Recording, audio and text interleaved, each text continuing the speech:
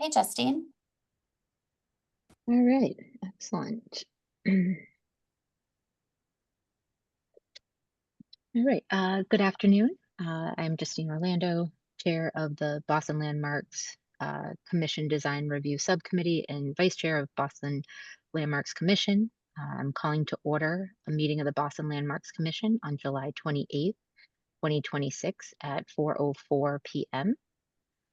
Present are Commissioners Haney and myself, Orlando.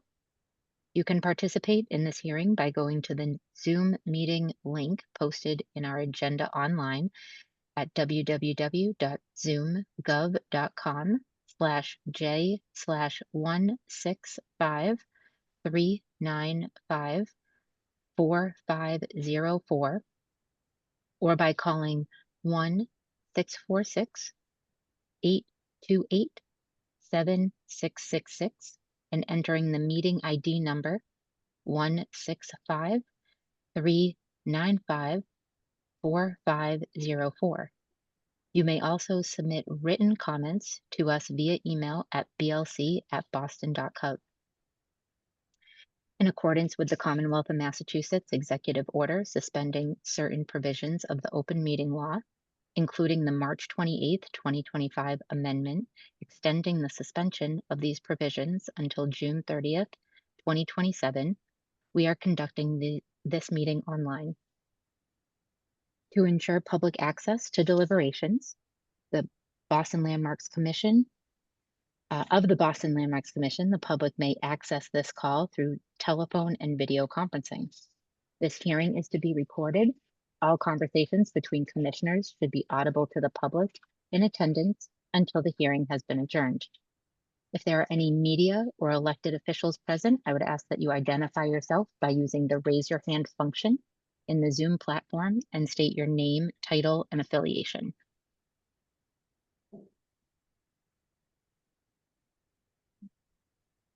I'm not seeing any at this time. Great.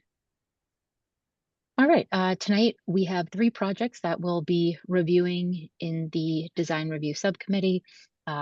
First will be application number 26.0829 BLC, the Chestnut Hill Reservoir and Pumping Stations. Next will be application 27.0015 BLC, the Mission Church Complex.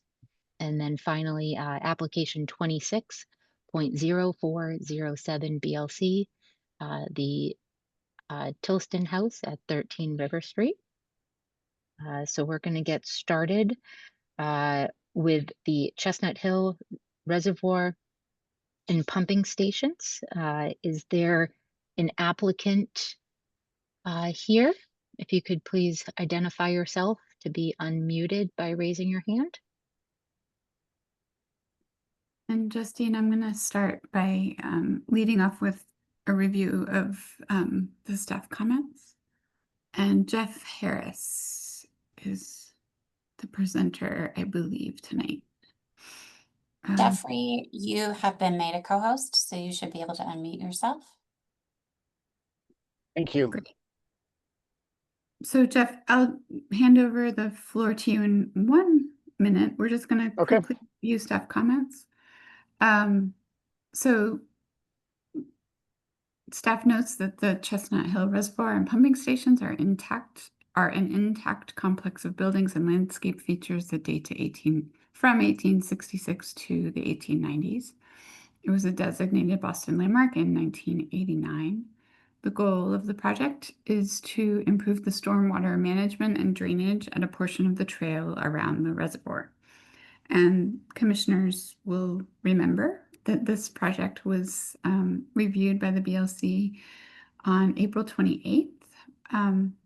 Staff notes, at the April 28th, 2026 hearing, commissioners discussed the pastoral nature of the reservoir and questioned if what was being proposed by the applicant was too structured and urban on the north side. Commissioners inquired what was originally at the proposed areas of intervention and if a graded stone dust path can meet ADA compliance. Based on the discussion, the commissioners asked that DCR return to the commission with better grading plans, more dimensions on sections, bench replacement, or other park items on a plan. The commissioners were generally less favorable of the granite structured rain garden and suggested that other less structured solutions would be preferred. The applicant has found, and since then, DCR and their engineers have kindly met with staff, and they have presented a new version of this project. The applicant has found a solution that uses a slot drain system at the northern project area and a minimized bioretention rain garden that will have minimal visual impact on the setting of the reservoir. Therefore, the BLC staff recommends that the proposed work is approved, finding that the proposed interventions respect the naturalistic and pastoral characteristics of the original design. And with that, I will hand it over to Jeffrey Harris so that he can show us what the project looks like now. Thank you, Chelsea. And also just quickly note that we may be joined by my colleague, Tom Bolton. So if he can be approved to speak, if he joins us, that'd be great. Yeah, so DCR is proposing sidewalk and drainage improvements along the southwest edge of Chestnut Hill Reservoir. The project area is defined here on this slide by the yellow sections shown on the site plan. Next slide, please. So the current conditions throughout the project area is an asphalt path that is adjacent to a wider stone dust path that is along the edge of the riprap slope that defines the edge of the reservoir itself. The problem that we're facing is that both paths are currently sloped towards the reservoir, and as a result, sheet flow runoff during heavy precipitation events discharges stormwater into the reservoir, which significantly detracts from the water quality. The runoff also erodes the stone dust path and deposits the material in the reservoir. Due to these negative impacts on the water quality, the MWRA, who manages the reservoir water supply itself, has directed DCR to try to eliminate these issues via drainage improvements. So DCR is proposing two types of drainage systems. The northern portion of the project area that is pretty much across from BC has a slightly different landscape character than the southern portion does. Here we have a path that's partially adjacent to a triangular park, and also, as you can see in the following slide, is directly adjacent to Chestnut Hill driveway. At this location, along this northern section, we are now proposing as Chelsea mentioned, a slot drain system that will be positioned between the reconstructed asphalt path and the stone dust path. And details of the system can be seen here. In the lower graphic on this image, the asphalt path will be reconstructed at a consistent dimension of 6 feet in width, while the stone dust path will be reconstructed at a width of 8 to 9 feet in width, with a narrow grass strip along the edge of the riprap. The stone dust path will be graded to slope towards the paved path, away from the reservoir and towards the new slot drain system. And as you can see in that kind of blue block, the new slot drain system is positioned between the asphalt path and the stone dust. Actually, if you could go back to the previous slide, Chelsea, quickly. Let's walk you through the details of this. The slot drain will be set within a concrete base that's 2 feet in width, with a narrow drain grate at the surface that's less than 2 inches in width. Basically a steel grate that's visible at the surface. Between the concrete base here and the stone dust path, there'll be a 6 inches wide stone drainage diaphragm consisting of pea stone that will be installed to help slow down the drainage into the system and keep the stone dust out of the new slot drain. As you can see on the left side of the concrete base, a new granite curb will be installed along the edge of the asphalt path to account for the new grading of the stone dust path. That requires a 6-inch change in grade between the asphalt path and this drain system. Okay, you can move to the next slide. This is a visualization that our consultant put together for us using AI to show the aesthetics of the system. You can see you have the riprap of on the left, the riprap sloped edge of the reservoir, the narrow grass strip, the stone dust path, stone diaphragm adjacent to the concrete slot drain system with the visible grate, with the adjacent granite curb and the reconstructed asphalt sidewalk. I'll note here that the consultant said the AI system had trouble representing the true character of the stone diaphragm. Here it's shown very large river stone. That's actually not going to be the case. The next slide will show you a more, I have another slide that shows you the, I'm sorry, I guess that's not included in this version. I'd add that in the updated version, but it's a very small pea stone type gravel that is used for that, and that can be colored to try to match either the stone, the kind of orangey tan of the stone dust path, or it could be more of a gray color to align with the concrete of the system. Next slide, please.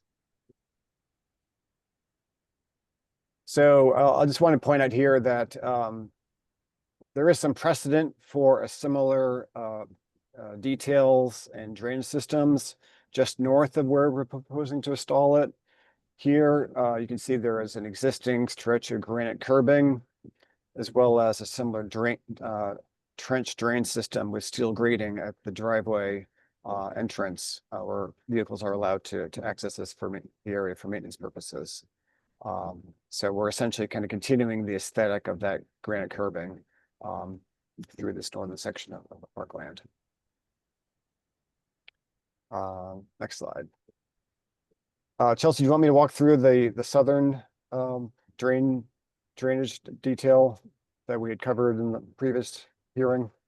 I don't think it's necessary unless commissioners have any questions. That was a much more simple and approvable condition. Right, but we're basically kind of we will be regrading the stone dust path and the paved path away from the reservoir, but the drainage will be occurring in a swale along the outer edge of the asphalt path, which is more or less the current condition you have with the slipped area coming down from the adjacent roadway. So there will be a minimal change in the aesthetics of the system. Jeffrey, could you just talk about the transition from the southern to the northern, kind of how those marry in together, or if there's like a clear delineation between them? Sure. I think that we have a photo earlier in the presentation that shows the triangular parkland at the southern terminus of the right. So the slot drain system will pretty much end. I think there's a manhole near near the southern tip of this path of the parkland, and it will terminate there, and then the new system will pick up where the grassy swale begins along the edge of the Chestnut Hill or of the roadway directly south of this.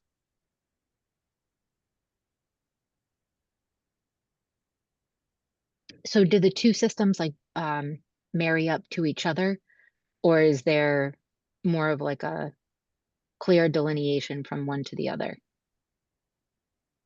They don't directly bump up to each other. The system, will, I think, terminate with, a small drain, at the southern end. And then the stone dust will continue, beyond that. I don't have a plan showing that exact detail, fortunately. Like in this photo here, the one to the right. Uh-huh. So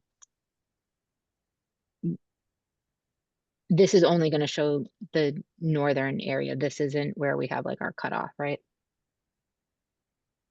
Correct. Okay. Do you want to go to slide number 2? That might help. So, well, maybe it won't, but do you want to sort of, within this project location, do you want to explain where each system starts and stops? Sure, I think, Or is there a better plan? we do have I didn't include the plans at the end of the presentation. I'll go to the end to, Right. You can scroll down. With right, so if you can go back a little bit. Right. And I'm just listening, because I can't talk anyway.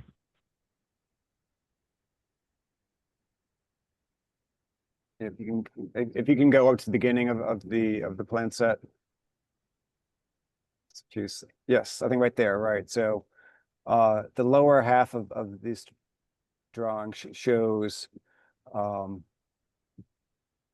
where the northern drainage system terminates and the new will begin. So there's kind of just above the southern tip of the parkland, you can see there's kind of a light colored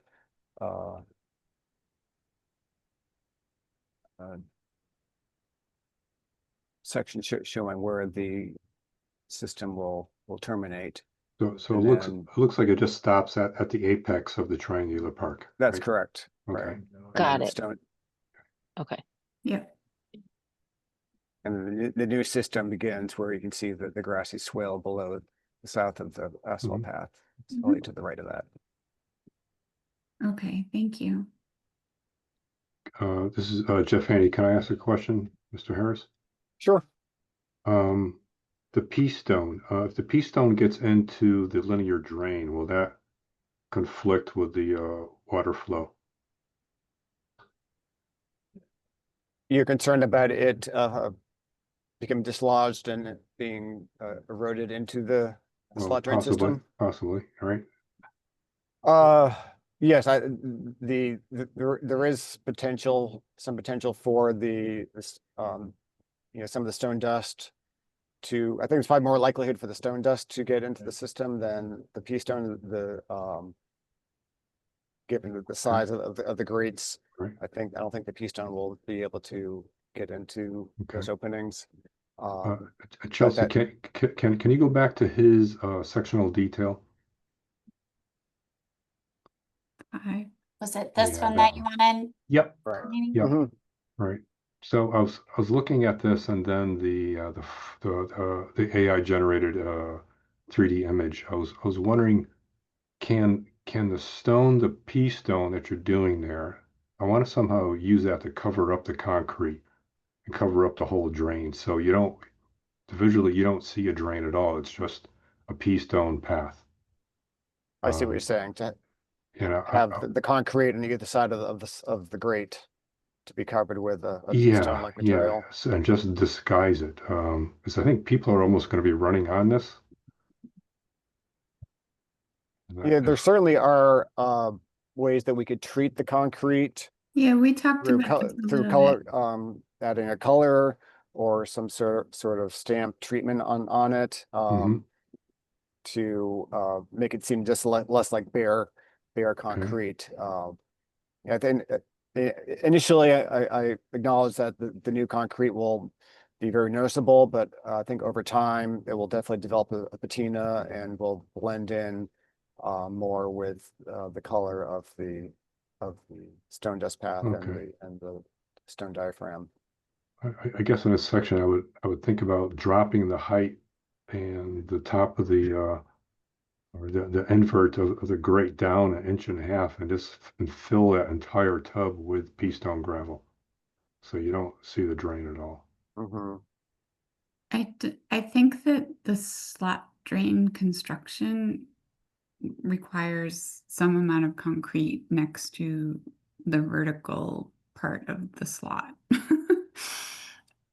Right. In other words, So like you might be able to like do a decorative thing, like a pressed pattern, or maybe even like press in a little bit of the pea stone granulars.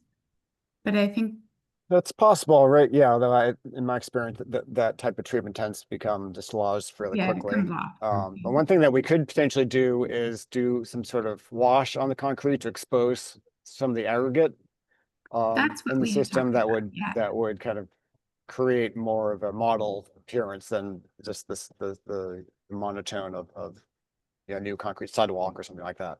Mhm. So like I said, there are some treatments that we could do to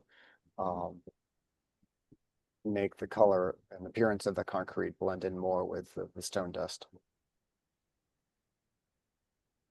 I think that's probably the way to go with that. And then obviously you'd have to check with the manufacturer to make sure that anything that we're doing at the top isn't like degrading the seam of the slot drain. Right. I But think Jeffrey, what Jeff's trying to say though is he's looking for a way to more mask the drain itself, yeah, not necessarily just mask the surface of the concrete.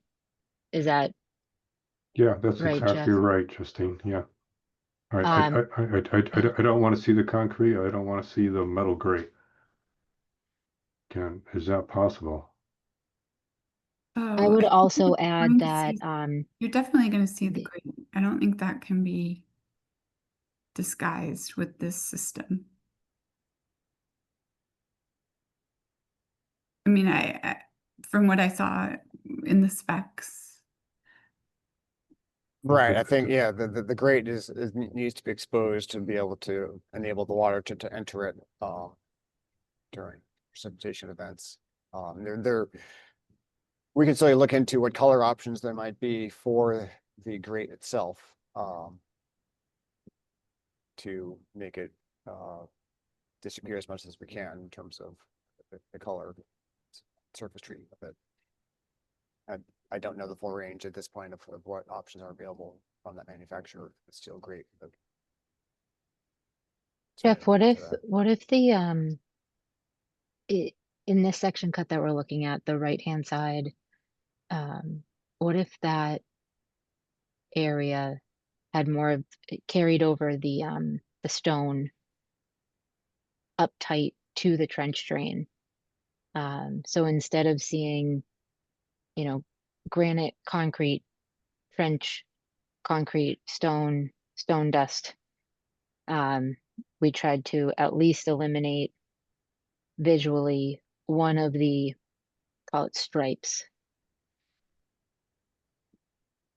I think the trench drain needs the concrete to support it on both sides evenly. Is that correct, That's Mr. correct. Harris? That's my understanding of the system. that's Yes. correct. What I'm thinking is you have your pea stone gravel, just carry that over the entire thing. Seems like I'm not quite communicating it properly, but I Right. think So it's an improvement right. So from that the water previous would game. infiltrate through the pea stone into the system. Exactly. Yeah. You're saying. Yeah. You think of it as a big like French drain. And the PVC is down, 3 feet below grade. That's how the system works. Because this drain, this 1 3/4 inches, is going to get plugged up with junk anyways, right? No one's going to be out there sweeping this thing. it's gonna get filled up with debris.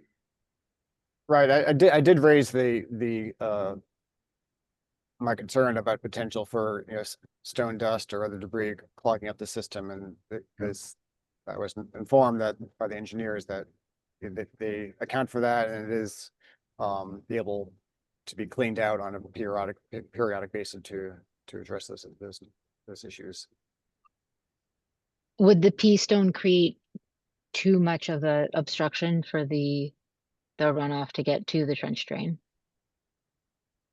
That could be an issue with the Yeah, design of you're- it, that they want to maximize the water entry into the system during high rain events, yeah, it needs the concrete so to that it work. doesn't end We're up we're not eroding. talking about eliminating the concrete, though. No, I know, but even if you if you recess this whole thing down a couple inches, Mhm. you're going to be taking away more than 50% of the clear surface that the water needs to travel on. So if you're covering it with for lack of a better term, pea stone, whatever the granular size of it is, you're restricting water by quite a lot. I would think. I'm not, obviously I'm not an engineer. I don't think it would restrict it that much, but I do see Mhm. that you're already trying to accommodate our comments from the last review to make this a little more refined, a little less obstructive. So this was the solution to kind of downscaling what we saw before.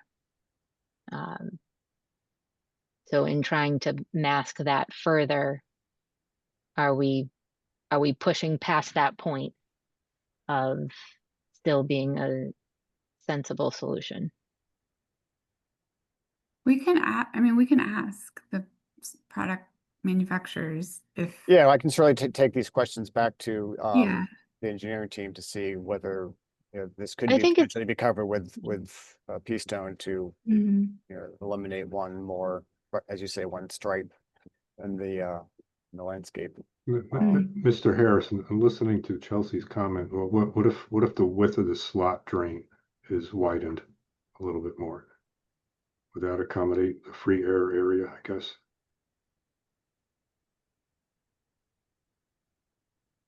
Uh, Or does that compromise the structural integrity It's- of the PVC? I can't say definitively one or the other. I know that just from looking at the system, this is kind of a proprietary system, and this is the width that they have designed it for, and they do not offer, as far as I can tell, other sizes or Okay. width of the grate. Okay. This is kind of proprietary system that they've designed to address drainage in a number of different. Is this contexts. linear drain, is this similar to like an in-ground pool edge? That wraps around an in-ground pool? Um, It's more like a driveway. yeah, I definitely, You would I see typically at the see, you typically bottom. see in parking lot or Yeah. Yeah. industrial locations is it's where it's Mhm. marketed, and their marketing materials is where they promote its Okay. use. All right, well, I think that's perfectly fine. If we can disguise it, camouflage it, I think that'll be a worthy sort of goal. Mhm. I would agree. I also think that in a way of disguising or making some sort of modification to the concrete surface, something to visually delineate it from the adjacent sidewalk. Just like visually be able to understand that 6-inch step down. I think might be important with, seems like a lot of people use this pathway. Right. So if there is a treatment done, if there, whether it's the kind of covering with the pea stone or overburden of whatever, or treatment of the concrete, just to try to get that visual difference. Mhm. Yeah, I would hope that we could maybe come up with some, at least in terms of the concrete treatment, we could come up with some samples for staff to look at, Mhm. in terms of colors or treatments or washes that, we could look at and see if there's a preference based on those. So I know we didn't go all the way through your presentation, but I do feel as though, Jeff, unless you disagree, Jeff Haney, we did spend a lot of time on the southern run on our last review. I think we were pretty well settled there.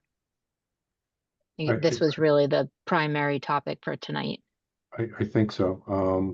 Okay. I think the previous presentation had more slots cut. There was even like maybe a stair cut through this thing.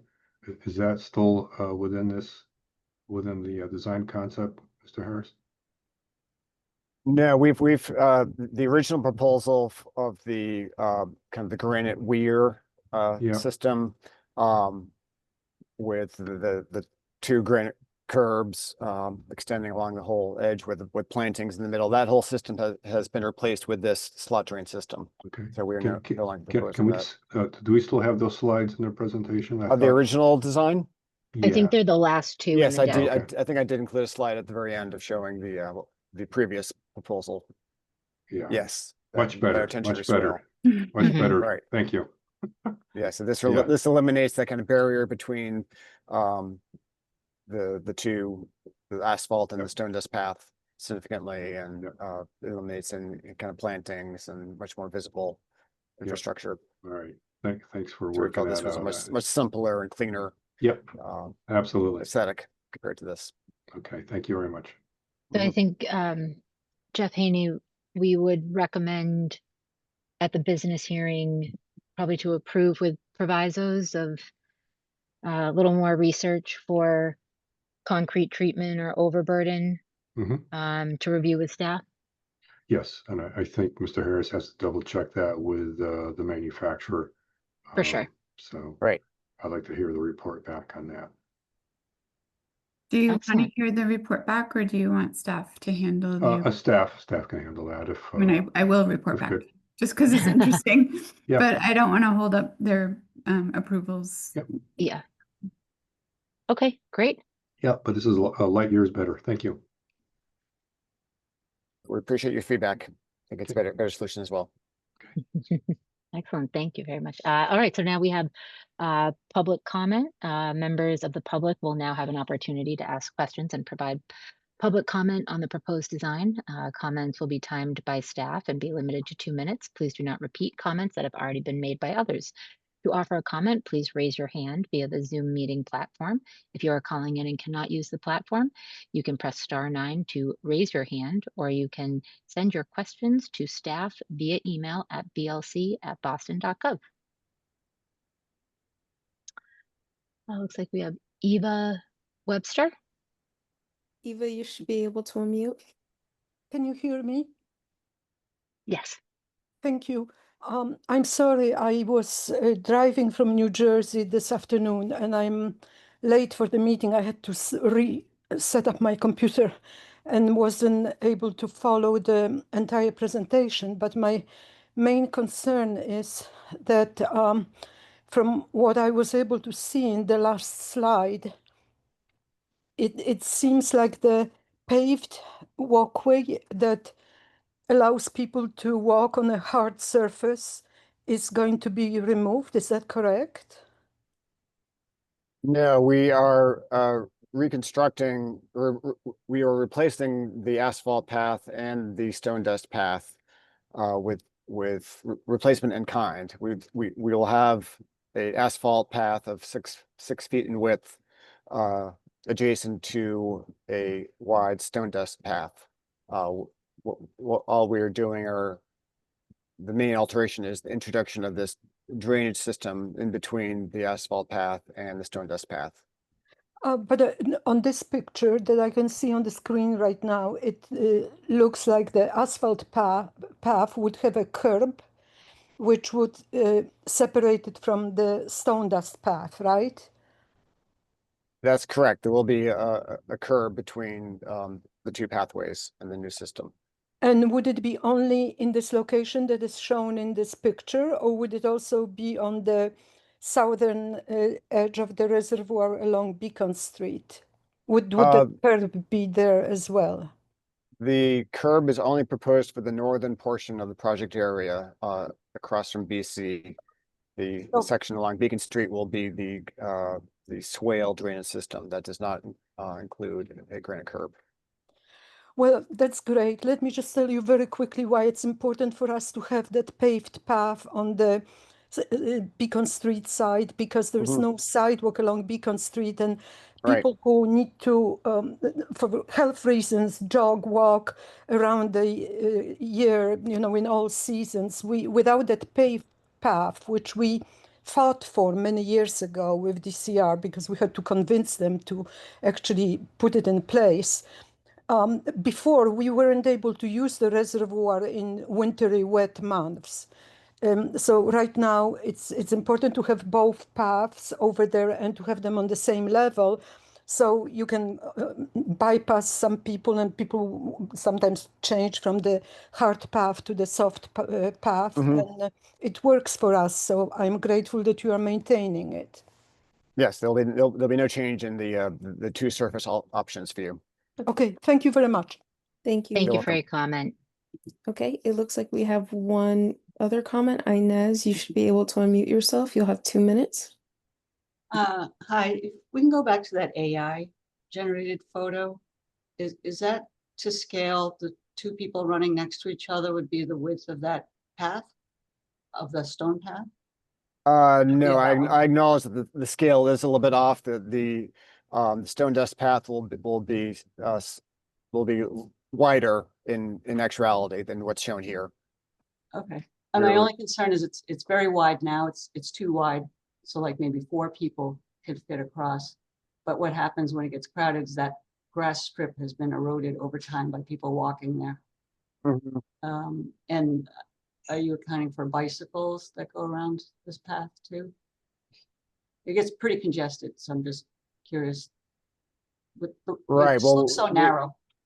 Right, we are going to be losing some bit of width from the addition of this drainage system, about 2.5 feet, but we'll still have a stone dust path of 8 to 9 to 10 feet in width And when I think this is along this Maybe. northern section. in that triangular kind of park area, there's an existing wall that says Chestnut Hill Reservoir, so that will remain. That won't be affected by the. Right, that will not be impacted by this project, correct? Okay, great, thank you. Welcome. Great. I'm not seeing any other hands, so I think we'll go ahead and close public comment. And we're going to move on to our next application. Jeff, thank you very much. Thank you very much. Appreciate your time. All right, we're going to move on to application 27.0015 BLC, the Mission Church Complex. So I believe Chelsea's going to take us through some staff comments. If the applicant could, in the meantime, identify themselves by raising their hand so we can get you prepped to be unmuted. Great. Whoops, I just closed everything. Can you guys hear me? Yes. Okay, excellent.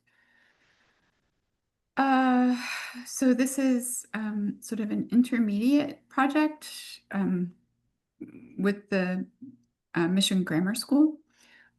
This is work that needs to be done in preparation for their future move into their new school building, which the commission will get to review when they come to us for design review.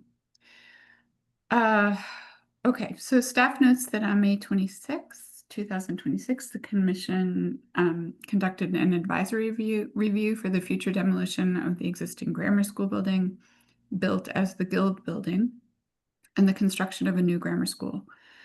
The commission concluded that demolition of the existing grammar school building and the construction of a replacement school building is appropriate and encouraged the applicant to further develop plans for the new school building. The project will be coming to the Commission for design review in the coming months. The current proposed work is to accommodate relocating the current school uses into the rectory building. And staff notes that the proposed work should be approved with provisos, finding that the proposed work eliminates ladder and unused features and does not alter the character of the rectory building or the Mission Church complex. Our one proviso suggestion is that the chimney should be repaired and retained or rebuilt in kind if it is not structurally sound. So that's it for us, Justine, and we appreciate this applicant has been very willing to work with staff. Excellent. And I believe it's Marc who will be presenting. Marc, do we have you? Marc or Matthew? Both have been made co-hosts, so they should be able to unmute themselves. Great. Great. How are you? Marc LaCasse is here, but generally he's going to give just a high-level introduction like you just did, Chelsea. So if everything's okay, I'll just roll right in. Good evening, and thank you for the opportunity to present this project. My name is Matthew Teisman, president of MKC Architects. This application is with regards to the adaptive reuse of the existing Mission Church Rectory for expanded Mission Grammar School functions, of which is a larger project you have seen before. The existing building will be retained and renovated, allowing underutilized areas to support the school while maintaining parish and residential uses elsewhere in the building. Next slide, please.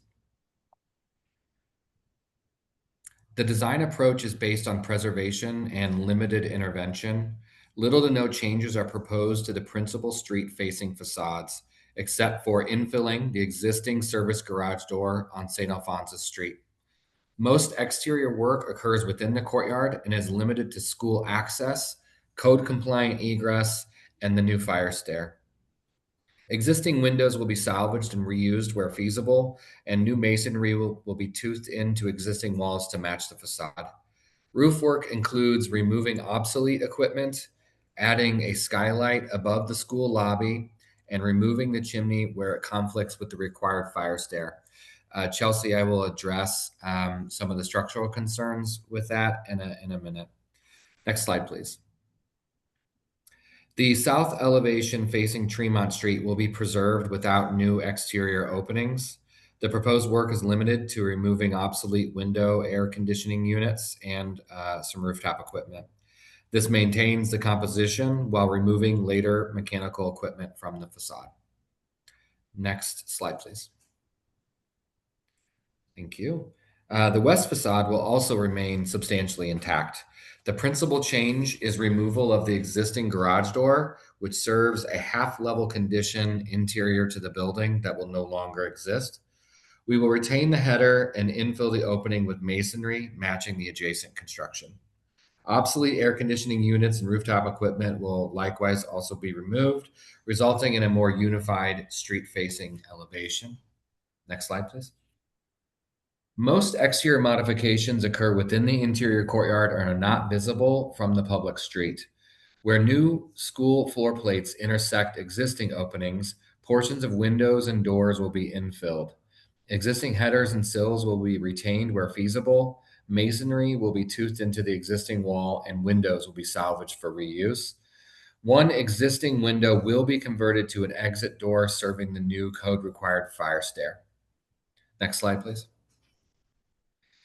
The north courtyard elevation includes select door and window changes required for access and code-compliant egress. And the proposed skylight above the school lobby will bring natural light into the center of the building and create a more welcoming arrival space. It is contained within the existing roof and has limited impact on the building's exterior appearance. Next slide, please. These plans show the interior conversion of the lower levels for school use. The primary exterior impacts are limited to masonry infill, reused windows, new egress door, and removal of the chimney for the fire stair. At a former garage, the half level, and that'll be on the far left plan, At the former garage, the half level will be removed and infilled to create a continuous level 1 floor plate, maximizing the floor plan for academic use, eliminating the need for the garage door nor the opening. Next level, please. Sorry, next page. The upper levels remain within the existing building envelope, with the exterior walls and window patterns largely retained. The principal intervention is a continuation of the new fire stair. Because the existing chimney occupies that location, the chimney and supporting masonry must be removed. The plans also identify the new skylight above the school lobby. Next slide, please. Roof work is limited and focused. Obsolete rooftop equipment will be removed. The chimney opening will be properly infilled and weatherproofed, and a new skylight will be installed above the lobby. These changes simplify the roof while preserving the building's primary cornice and overall historic form. Next slide, please. We did review the chimney condition prior to staff comments to evaluate whether the upper portion of the chimney could be retained. The lower portions will be very difficult to retain, as that's the location of the fire stair, and it really has nowhere else to live. But so dealing with maybe just maintaining it or rebuilding it in kind. The chimney is a full height load bearing structure, and partial retention would require a substantial transfer system and additional steel framing extending through multiple floors, extensive temporary shoring, and potentially new foundations. And I've condensed that report into this bite-sized comments here. That work would interfere with the fire stair and surrounding floor plans and could affect the nearby shear wall. The chimney is also minimally visible from public streets compared to some more of the historic aspects of the building. The complete removal is therefore the safer and less invasive solution, and it's what we're recommending. Next slide, please. Garage door infill. The existing door serves a non-standard half-level condition that will be removed. The new continuous level 1 floor intersects the garage opening, making the door unnecessary, as mentioned before. So we propose to retain the existing header and infill the opening with masonry to match. This is the only substantial alteration to a street-facing elevation. Next slide, please. Here you'll see some wall section and infill details and how it's integrated into the existing walls. The design retains existing construction wherever possible and limits new work to the areas required for access, egress, and the new floor arrangement. The details have been coordinated to provide durable, weather-resistant construction compatible with the existing building. Next slide, please. These details illustrate the proposed treatment of lintels, sills, flashing, windows, and masonry infill. Salvaged face brick will be used where feasible, and new masonry will be toothed into the existing walls. Existing headers, sills, and adjacent masonry will remain wherever possible. The goal is for the alterations to read as carefully integrated permanent work rather than temporary patches. Next slide, please. The W1 and W2 windows are existing units that will be salvaged and reinstalled with the courtyard elevations. At infilled openings, existing archers, headers, and sills will be retained where indicated. Individual bricks will be removed as necessary to show that the new masonry can follow the existing coursing. These details reinforce the preservation strategy of reusing original materials and carefully integrating new construction into the historic envelope. Next slide, please, if there is one. Great. So in closing, the project represents a preservation-focused adaptive reuse of the rectory. The principal facades, architectural composition, and historic character will remain intact. Most exterior changes occur within the courtyard and are limited to those required for school access, code-compliant egress, and safe occupancy. We believe this approach allows the rectory to support the evolving mission of the campus while preserving its historic presence. And again, on behalf of myself and the team, thank you for your time, and we look forward to your comments, remarks, and feedback. Thank you. Great. Thank you very much, Matthew. Thanks, Matt. Justine, do you mind if I just clarify the chimney request on our behalf? Sure. So, what the BLC typically asks for in this case is that the chimney be rebuilt above the roof line only, not throughout the building. And we typically have seen success with people sort of retrofitting a steel bracket into the roof framing It's usually a pretty minimally invasive strategy. So, and because you can see this chimney from up Tremont Street, like up the hill, that's what staff comments are asking for, not a total like rebuild foundation to roof, just as a clarification. And then we'll open it up to commissioners to see if they even agree with staff recommendations. Thank you. All right. Liz or Chelsea, can you also just confirm elevations at the courtyard under our review or not? They are not, well, the study report is written in a way that they seem that they are not, although I think if there were any major issues happening, we could make an argument for having some amount of review. However, as this part of the work is being done extremely well in terms of their preservation strategy, Sure. it's Okay. okay that we don't have review over the courtyard elevation. Great. I just had a couple ones and then a couple items, and I'll hand it over to Jeff. Where we're infilling the garage door opening. I assume that probably wasn't part of the original construction. Do we happen to have any photos, historic photos of what was once there? Not ready to hand, but I can provide the commission with that if I can find some. More so just as a reference point for your infill, if there are photos available, mimicking what was there prior would be great. Yes, I do have some historic elevations of this building that we received, so I will dig into that. And so your comment is, if we're going to infill, would you prefer, again, this is all hypothetical, but let's hypothetically say there was nothing there at that time. Would you prefer that we remove the lintel for the garage door, or just infill with something that is more paying homage to its original materiality? Oh, I see your point. So like if that was like an open, that was always intended to be open and the garage door was added for security later. I see what you're saying. Yeah, or if there was no garage door to begin with, maybe there was, you know, a man door down there or something, let's say, and there was no garage door. Would you prefer us remove the lintel that is supporting the garage door? I seem to think that would have been original to the building, but I would need to confirm. Yeah, I think it's something that could be remanded to staff potentially as a proviso. If a photo could be found as a reference point, I think just bringing in as much as possible if we're going to be infilling with adjacent like kind material, and not intentionally trying to identify that as new construction. That would be a great reference point. Excellent. That's great feedback. Thank you. And then so the fire stair. So it sounds like you guys have already done some exhaustive investigation on where that can fit within the building.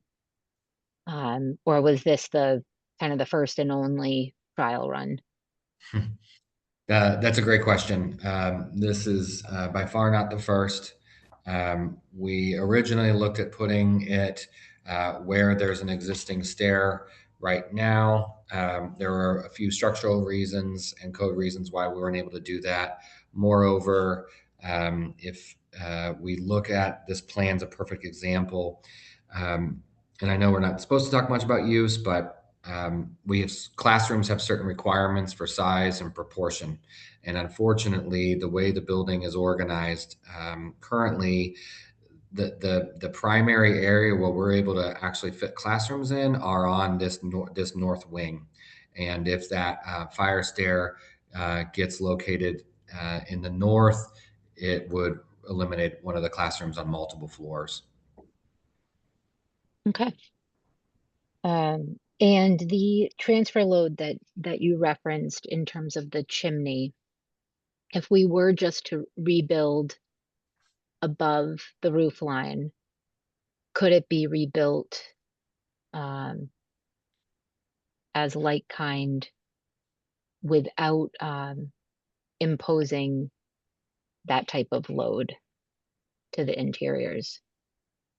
I do think so. I'm looking at this right now. It looks like one or two corners or two walls of that are coming down on a new wall and an existing wall.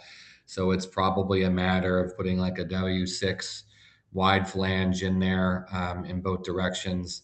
The concern I would have is the, if you will, plan south to north support beam.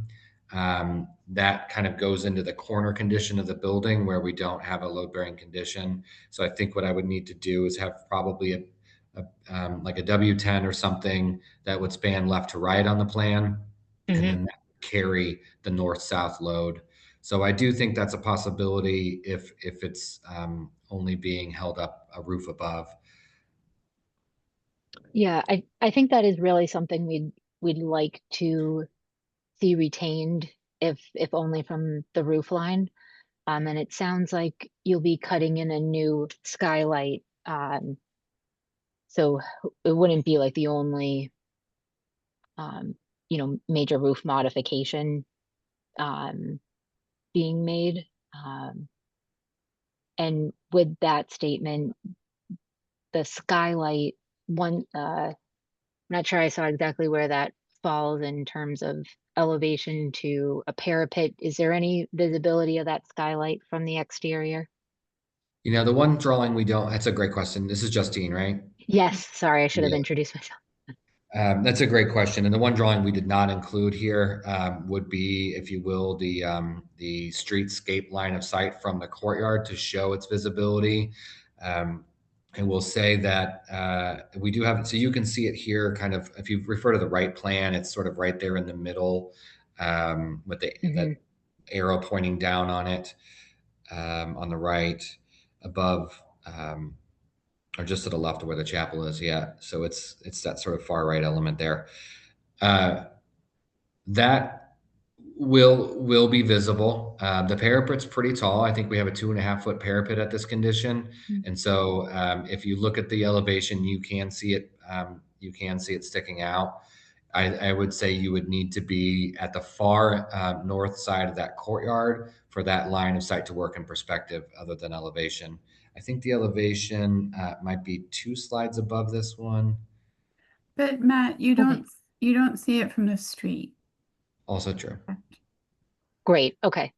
Yeah, you can see it in the bottom elevation there. There's an arrow, diagonal arrow pointing from the top right to the bottom left. That's where you would see it from the courtyard, but correct, as Chelsea's saying, not from the street. I see. It's only a significantly courtyard view. Yeah. Got it. Okay. Great. And then one last one on your window replacements, where we are below the existing brick headers. Any concerns with being able to salvage the brick arch? I think it was one of the last pages. Yeah, I'm not sure exactly which condition we're referring to. I'm sorry. That's okay. I think maybe slide 14 or 13, who's ever controlling the screen. Yeah, here we go. Top right and center. No concerns about replacing that. Worst case scenario, we take those bricks out and salvage them and reinstall them.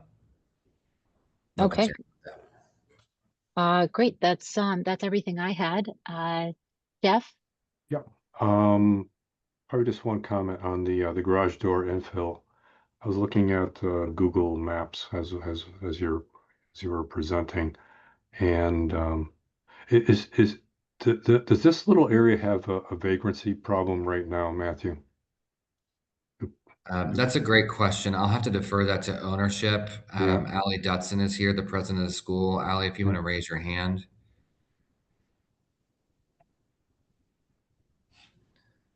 Does she need to be sworn in or anything for public comment at this point?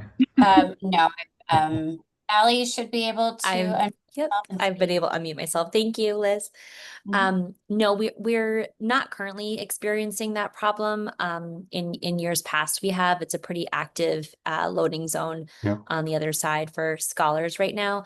And there's also not seeable here, but some security cameras as well. Oh, okay. Yeah. Okay. All right. The lintel does look original. You know, the garage door and I guess the roll-up aspect over it is not. So replacing that would be welcome. But you said this is like a half level. Does if this turned into a window, would that be beneficial to the inside at all? Let me refer here to the plan. So the window will be challenging as I'm just kind of looking at the plans here in the elevation. The window will be challenging because would you suggest it be a false window so we wouldn't see the floor plate behind it? Okay, so the section to the right, that's corresponding with the elevation right now. Yeah, that's correct. And so we have the building level kind of going through there. So if it is a window, the top probably foot is not usable, but the bottom part would be bringing light into that floor, right?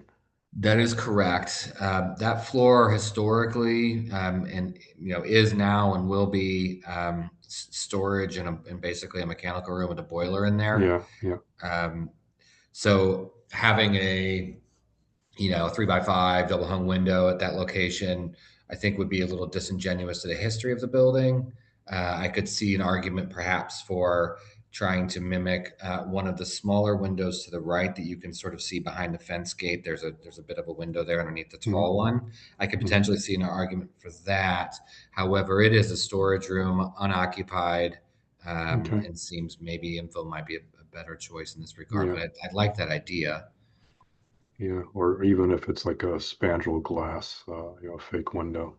But I think infilling it with masonry, are you advocating for the rough ashlar stone that's on the building now?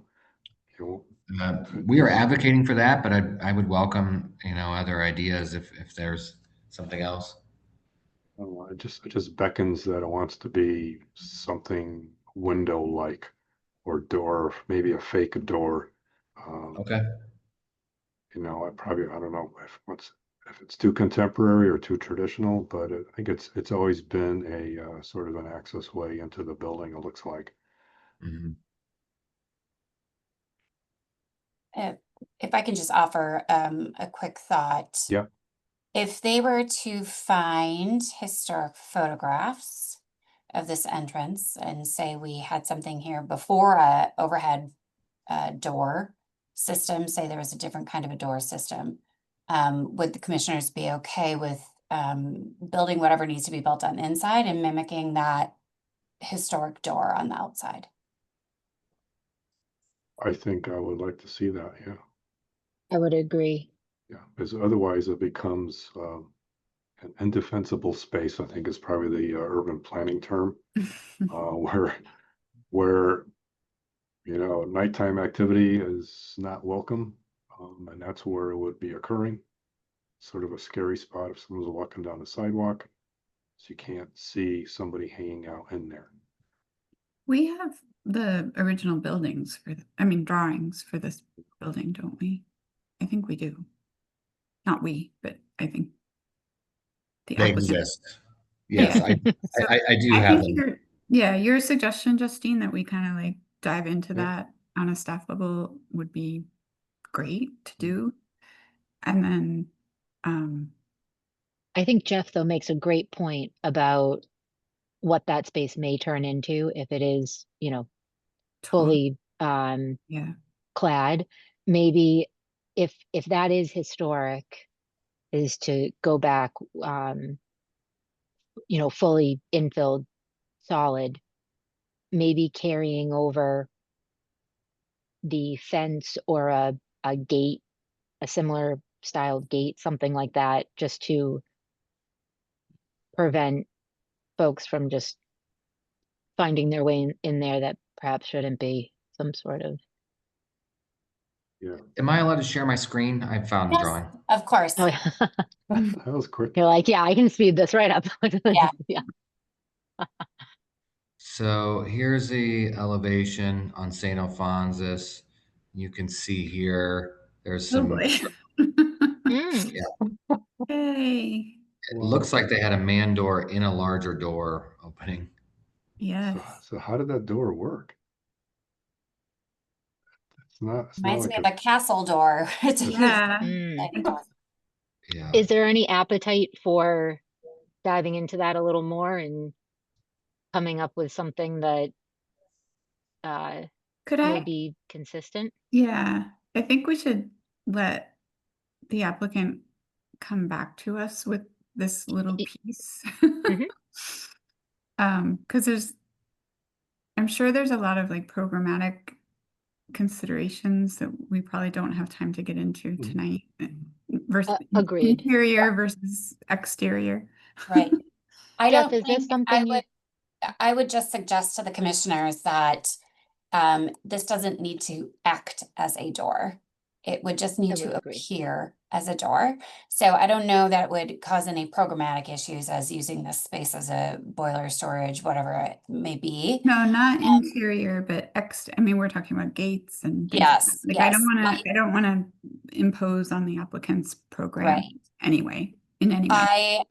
If they would like to consider that, I think they can consider that in the future. But I would suggest the proviso of remanding the design to staff of this door. I would agree with that. Jeff, does that sound Yeah. acceptable to you? Yeah, it sounds great. And the rest of the project is well nuanced and figuring out all these little solutions. So nicely done. Yeah. Well, thank you. We're happy to revisit that. I appreciate that. Thank you very much for all the comments on that. Absolutely. I think we're going to open this up for public comment. Yes. And I need here we go. Members of the public will now have an opportunity to ask questions and provide public comment on applications and discussions. To do so, please raise your hand in the application via the Zoom meeting platform. If you are calling in and cannot use the platform, you can press *9 to raise your hand, or you can send your questions to staff via email at blc@boston.gov. Public comment will be limited to 2 minutes per person and should be focused on the project's exterior architectural features, issues related to use, street traffic, and noise are outside of the commission's purview. Okay. And looks like we have a few hands up. Allison? Okay, Allison, you should be able to unmute. You have 2 minutes. Yes, hi, thank you, Allison Poltonis. And you all brought up the questions I was going to ask about the garage door, but I would love to see a historic photo to actually see what that door looked like. I think the solution is something other than filling in with masonry, and I really hope that can be worked out. I'm really glad you have the original building plan. That was what I was going to ask about, and so glad you have that to work with. And I obviously support the school's expansion. I'm very excited about what they're doing. So that was my take on the St. Alphonsus facade. I did not hear an actual resolution about the chimney. That's another question, I guess. Thank you. Thank you, Allison. I think we will circle back at the business hearing, but I think Jeff and I are aligned on the chimney. I believe, Jeff, and correct me if I'm wrong, but that we would continue to carry that as a proviso Yep. for Yep. an exterior rebuilding kind. Yep, absolutely. Okay, Thank you. Great. Great. And then Allie? Hi, good evening again, everyone. My name is Ali Dutson. I am the president of Mission Grammar School and have had the great honor and privilege of being able to work with this team to really bring this design to life. So I just wanted to, again, just bring into the space that the reason for this is our growing and expanding school. And we've the oldest, longest operating Catholic elementary school in the city of Boston. And what is happening here with this design is really bringing to life and renewing and sharing this beautiful campus with our community and really expanding the opportunity for more children and families. So this is being done with such care and attention to detail. And I thank you all for your comments and to the staff for working so closely with us and making sure that we provide this beautiful space for scholars and families to enjoy in the whole Mission Hill community in Boston and beyond for generations to come. So thank you, everyone. Great, Allie. Thank you very much. All right. So I think with that, we are going to close this item. We'll make our recommendations to the full staff. And Matthew and Allie, thank you very much. Also looking forward to seeing the next project. All right, we are now going to move on to application 26.0407 BLC on the TILESTON House, 13 River Street in Mattapan. And Chelsea, I'm going to ask you to read in staff recommendations while we also ask the applicants to identify themselves so they can be unmuted.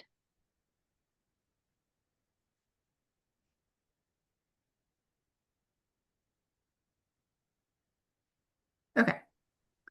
Thanks, Justine. All right, this application, which is the TILESTON House at 13 River Street in Dorchester, Massachusetts. This one requires a little bit of explanation about the background of this application. So I will read in staff comments, and they're a little bit lengthy. Staff notes that the applicant initially submitted an application, and this was probably about a year ago, an application to rotate the TILESTON House on its existing parcel of land to allow for the construction of a freestanding 6-unit residential building at the rear of the parcel, which would be minimally visible from the street. The rotating of the existing house was necessary to provide the required 20-foot wide fire lane to the new building. And that is something that we worked with BFD on quite a bit, and that was sort of a non-negotiable. The current proposal that you're going to see this evening leaves the TILESTON House at its existing location on its original foundation and connects the new building to the existing house, eliminating the need for this 20-foot wide fire lane. Staff appreciates the effort of the applicant to deal with conflicting requirements from different city agencies and is excited to see the new version of this project. So after all that background, staff notes that the owner and applicant have worked through several years of reviews with staff and other city departments to develop the current plan, which leaves the existing house on its historic site. Staff recommends that the proposed work is approved with final design details remanded to staff or continued for further design review by the commission itself. Staff finds that the proposed work on the new addition makes appropriate changes to the rear elevation of the historic house and that the new construction is scaled appropriately. From the street elevation, the new addition actually reads as an outbuilding to the historic house. I have taken the liberty of writing like a couple suggested provisos, which I'm going to read into the record, but obviously commissioners feel free to edit this list or add to it. Staff suggests that the applicant lower the roof line of the rear addition at the actual TILESTON House so that the part of the new building that hits the back of the TILESTON House is 1.5 to 2 feet lower than the ridge of the existing historic house. So that's proviso number 1. Number 2 is to revise the design of the street-facing facade of the new addition minimally. The new addition should be symmetrical, balancing the garage door with the entry door and surround.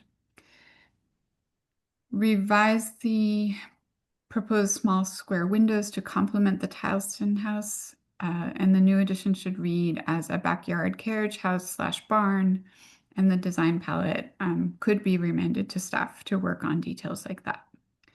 Number 3, and this is really the most important of our provisos, that the proposed rehabilitation of the actual TILESTON house should be based on historic images and information found in the study report. This would be including, but not limited to, the wooden clapboards, shutters, 6/6 windows, front door, wood shakes, and entry portico. And that's all I have. That's a lot. So we can come back to any of this. And if anyone needs any of the information that is in the study report, just call on me so that we can discuss it. Thank you. Awesome. Thank you, Chelsea. And I think we'll call on what sounds to be a resilient team here for their presentation. Thank you, Madam Chair. Can you hear me? Yes, sir. And thank you, Chelsea, for those comments. Madam Chair and members of the board, Tim Johnson, the project architect. My client, Aidan Foley, is also on the call.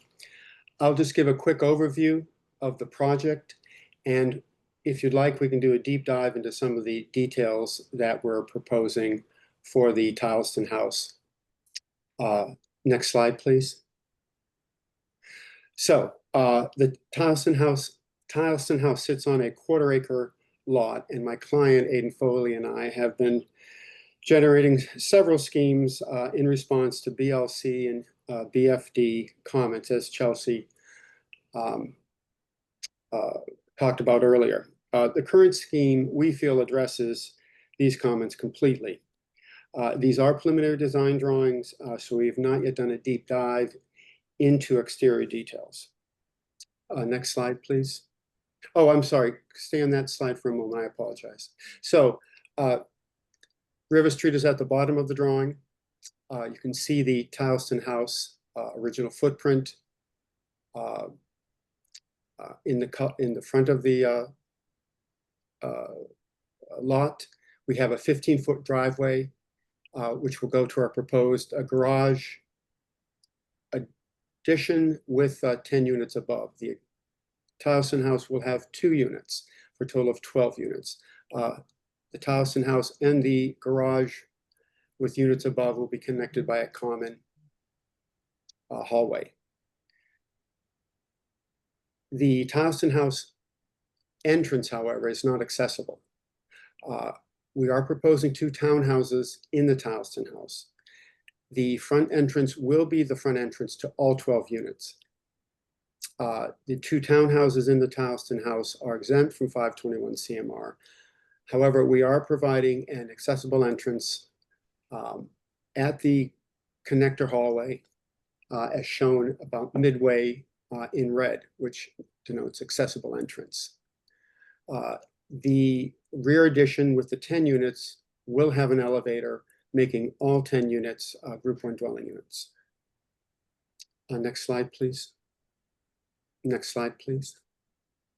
So as you can see, the top view is a TILESTON house as is, with a lot of poorly done details, which I'll talk about in a moment. And then our addition is set back in the rear, the garage addition 62 feet from the street. The plan is to pick up vertical horizontal datum lines from the existing TILESTON house, those being the ridge, the break point, which would have a drip edge and a trim board, which is not shown on the model yet, and the eave. So those are 3 strong horizontal datum lines that we would pick up, as you can see at the rear garage addition, where we have the peak, the break point, and the shallow eave. The rake boards on this building are also flush to the siding. So the bottom 3D view shows the TILESTON house on the bottom left. We are planning to do demolishing the newer additions that were done in the 80s or 70s or 80s, and also the existing detached garage at the back of the property. Besides restoring the TILESTON house at the street facade, we are doing an addition to the house in the rear. Again, as you can see, you're following those 3 datum lines, ridge, breakpoint, and eave. And then you can see the connector hallway now bringing you back to the new garage, 12-car garage, 1 car per unit, 10 units above, all serviced by an elevator. It's a 3-story building. The site does slope up approximately 3 to 3.5 feet to the rear. And so we will be able to dig the addition or set the addition into the site to get that lower relationship of roof lines from the TILESTON house to the rear addition. Next slide, please. Next slide, please. So you can see our main entrance, existing main entrance at the top left of the TILESTON house, and you can follow us all the way to the rear addition with the elevator and 2 means of egress. This is a 3-story building. However, we have more than 4 units per floor, so we need 2 means of egress which are shown in the plan, and our 12 parking spaces. We've also provided a visitor space or drop-off space for Grubhub or whatever at the front of the garage door, temporary parking for deliveries.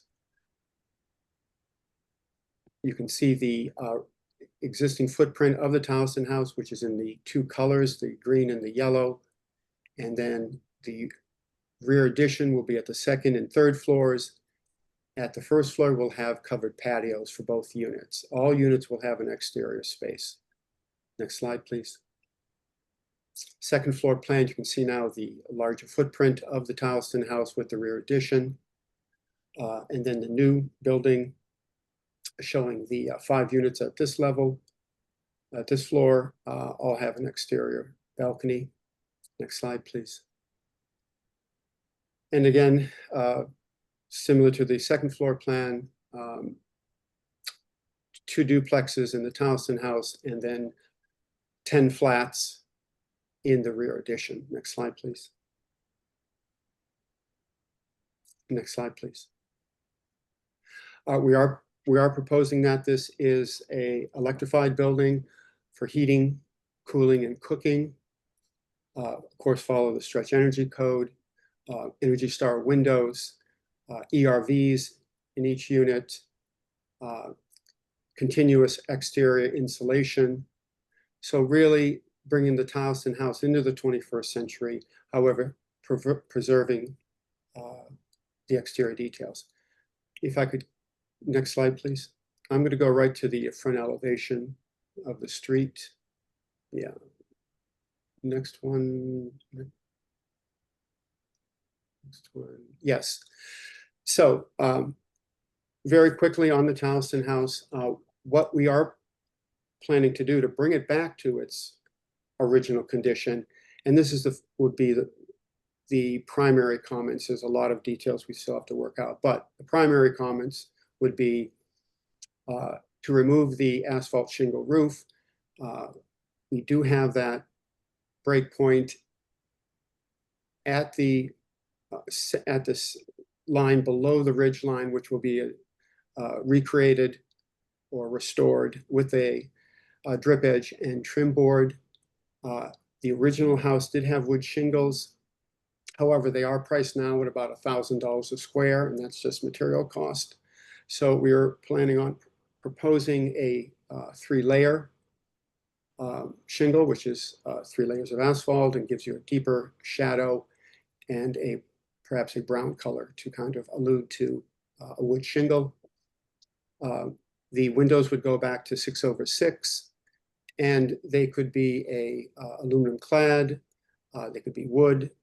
We will work with the BLC in the window specification. Also restoring the louvered shutters. And then corner board is a 1x6, putting back the corner boards, and also the lap siding as a 4-inch exposure.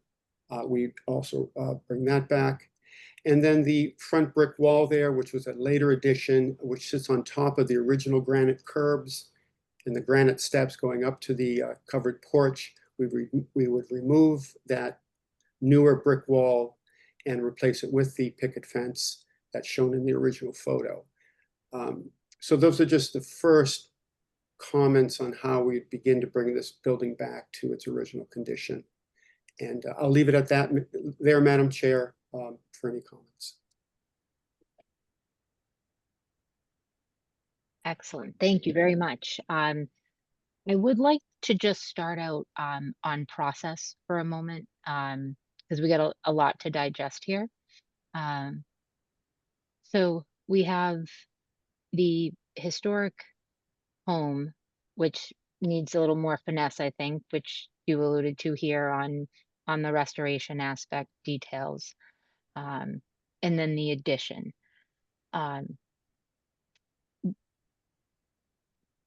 Is it easier if we look at these somewhat separately and maybe have you come back with the details for the historic home restoration, and give enough feedback on the addition today? Orlando, I would like to just state that what we've received for the proposed work, the description, is the addition to the rear of the existing house. And so we fully anticipate that they would be coming back for the details on any interventions on the historic house, as far as the windows, siding, roof, and those pieces. Got it. Separate application, same application. Chelsea, I'm going to defer to you. I know that the proposed work as of now, we're just looking at this existing addition.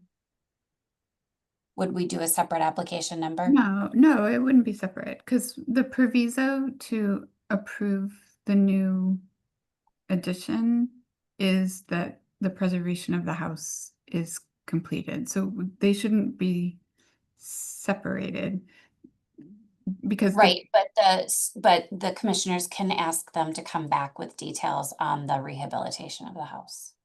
Absolutely, or they can be remanded to staff.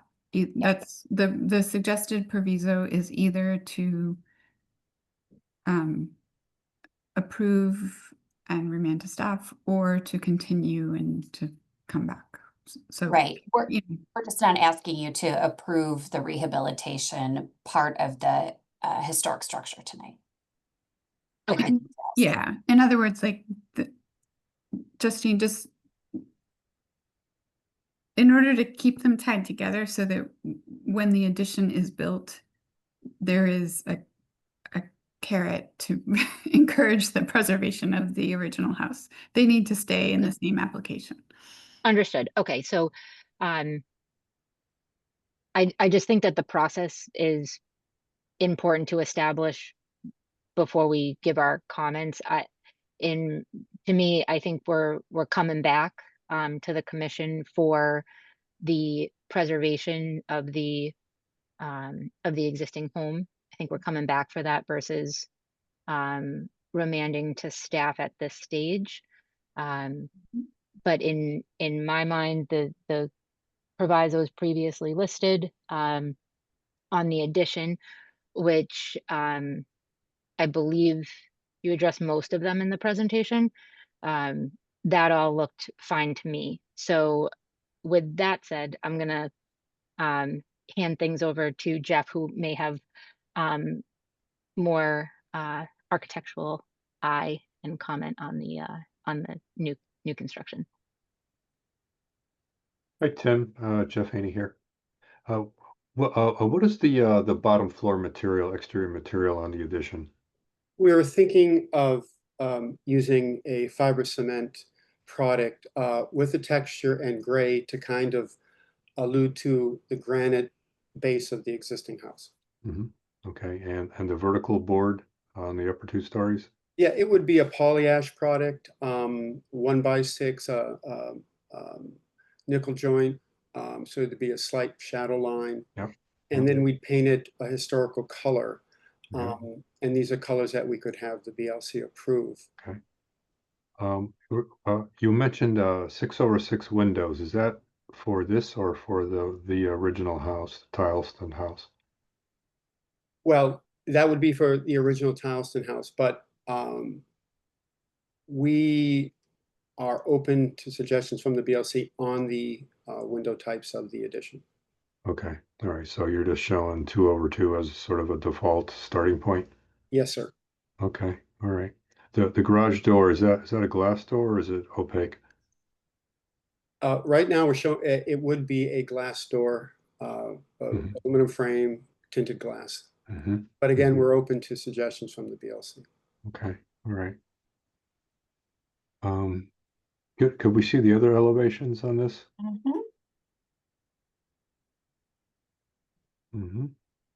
Thank you. Yep. Yep. All right. I think it's quite inventive.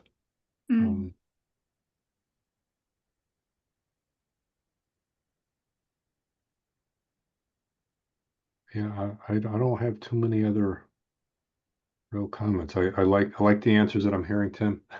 Thank you, Jeff. I'm liking the look of it. That's you know, the addition is probably a little false historic, but I think it sort of fits.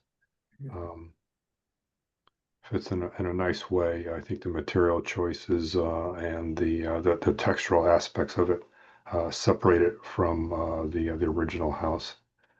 I think in a slight way that's in a way that I think is enriching and not too trying to muscle a separation or a disjunction between the old and the new. Excellent. Yep. Okay. That's it, Justine, from me. Okay, great. So just to touch back on the comments from staff, so lowering the ridge line, I think you walked us through that, how you could do that. So that's great. So we'll call that in process. And then just to circle back, because this was a little bit of a list here. All right, so new addition should be symmetrical, balancing the garage door with the entry door.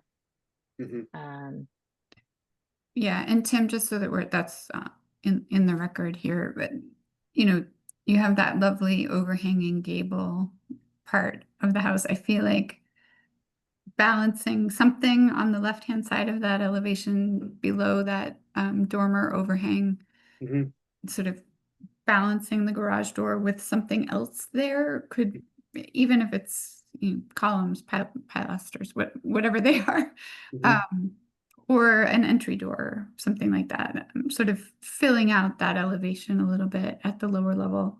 And then also like considering whether that little square window is appropriate here or even needed. I think there's so much here that can read as sort of like a modern version of a carriage house. And I love it. I think that Jeffrey is absolutely correct that with a little finesse, I think this is going to be really successful. Well, remember, Le Corbusier said, when the architect doesn't know what type of window, they always do a square one. That's right. That's right. Well, that's your little nod to him in this design. But I do have a question, Madam Chair. We have a more info request letter from ISD saying that we need BLC approval before ISD review. And you know how long this approval process can be. Is there some way we can move, still do our work with the BLC in parallel with moving our application forward? I think that we've done something in the past similar to that, where we've been able to give, I think we can do an approval with proviso that you would return for the historic home. From a process standpoint, Liz, does that work? Yes, yes. And I think that gives ISD the nod that they need, that we're on board. Did you get your ZBA approval? Are you Chelsea, not? you're asking about- Yeah, sorry. Yes. No, we yet. we are stopped in our tracks until BLC.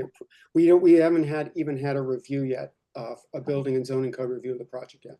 Okay, that's sort of a clerical error because you should be able to go to the ZBA without coming to us first, but we'll sort that out and we will help you along your way. But for commissioners, that needs to be an approval with provisos, not a continuation.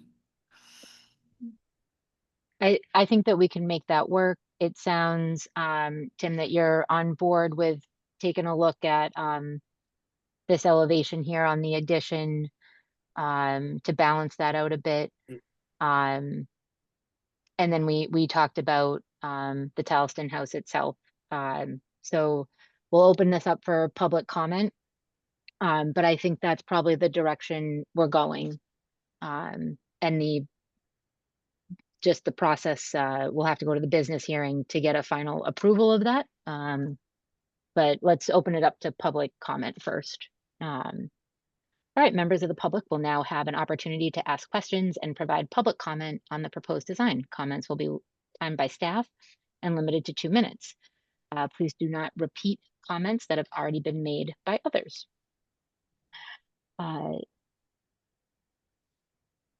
If you are calling in, I'm sorry, to do so, please raise your hand in the application via the Zoom meeting platform.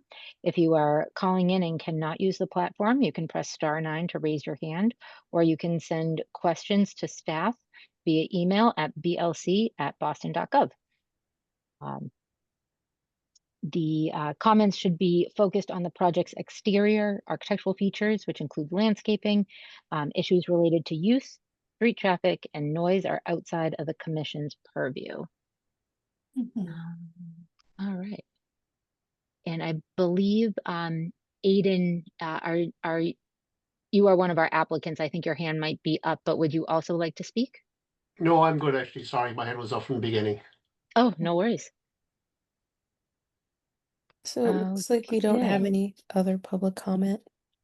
Great. All right. So, Jeff, I think we'll recommend to the full staff an approval with provisos as listed by staff in regards to items 1 and 2 on the addition. And then the third proviso would be to return with a full design plan for the rehabilitation of the TILESTON house itself. Correct. All right, excellent. Then I think we'll close that matter out. Thank you all very much. Thank you, Madam Chair, members of the board. Really appreciate it. Tim, thanks so much for being patient and sticking through this. It's paid off. It's really great. No, after reading the study that the BLC put out on the house, it has quite a history in it that should be recognized and preserved. So thank you. Thank you. Great. Have a nice day. Thank you as well. Bye-bye. All right. Next, we will read into the agenda the administrative reviews.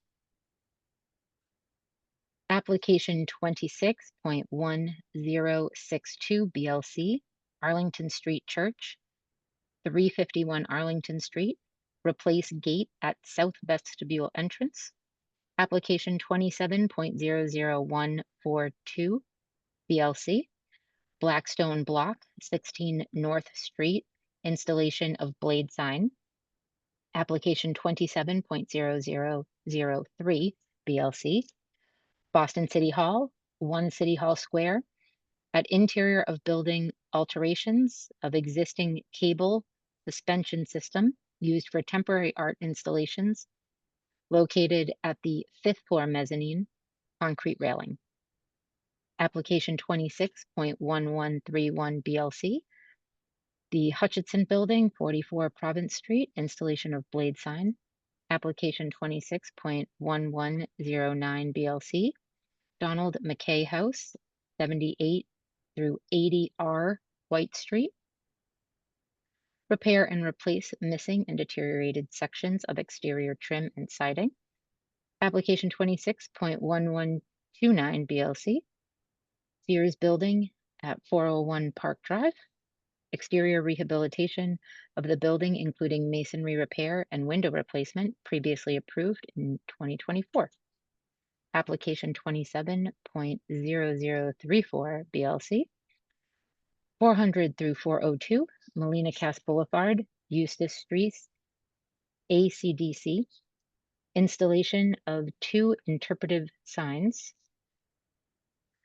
And finally, application 26.1150 MHT, 1605 Tremont Street, emergency repair, all work to be done in kind. Strip existing roofing and inspect roof, re-shingle area, install 8-inch aluminum drip edge, reflash 2 skylights, remove and replace any rotted wood. All right, so at the business hearing, we will vote to approve the administrative reviews. And with that, I believe we will take a brief 15-minute break and come back at 6 o'clock. Okay. Yep. Thank you. Excellent. Thanks all. Thanks, Justine.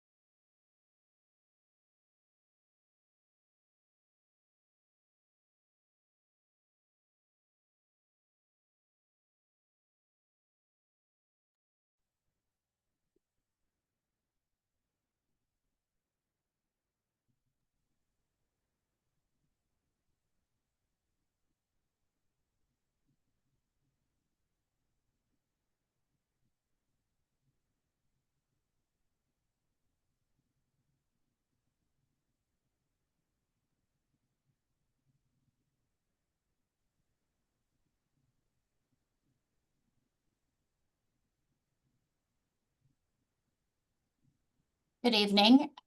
We are just allowing people in through the waiting room and we will be getting started shortly.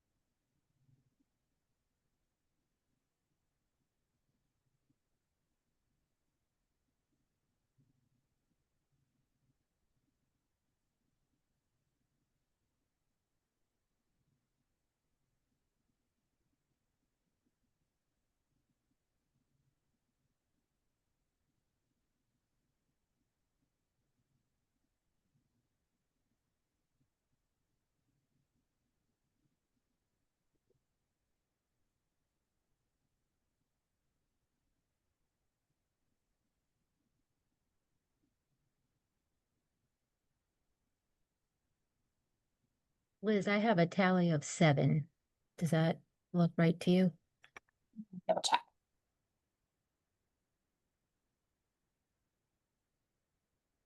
I also have 7. Why don't we give it one more minute? I think we are. Liz, I think you might be muted. Oh. Can you hear me now? Okay, maybe I'm the one with the issue. Hold on one second.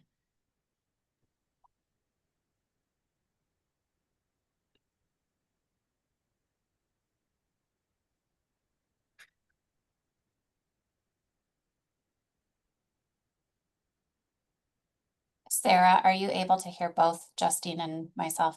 Yes. Okay, great.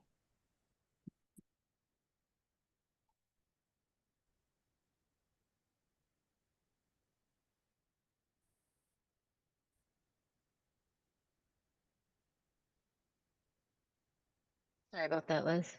Can you hear That's me okay. okay now? Yep.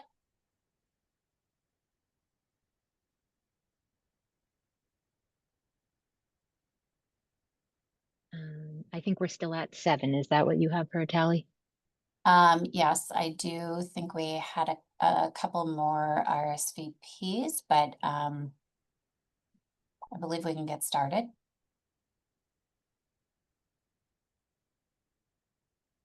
Okay. We don't need 8.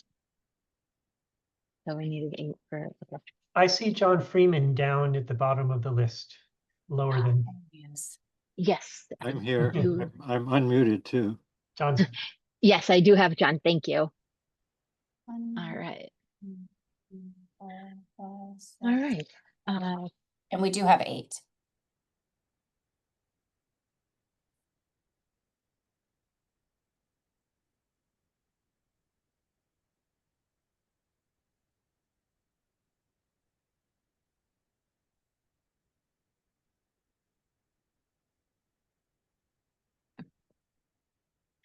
Justine, again.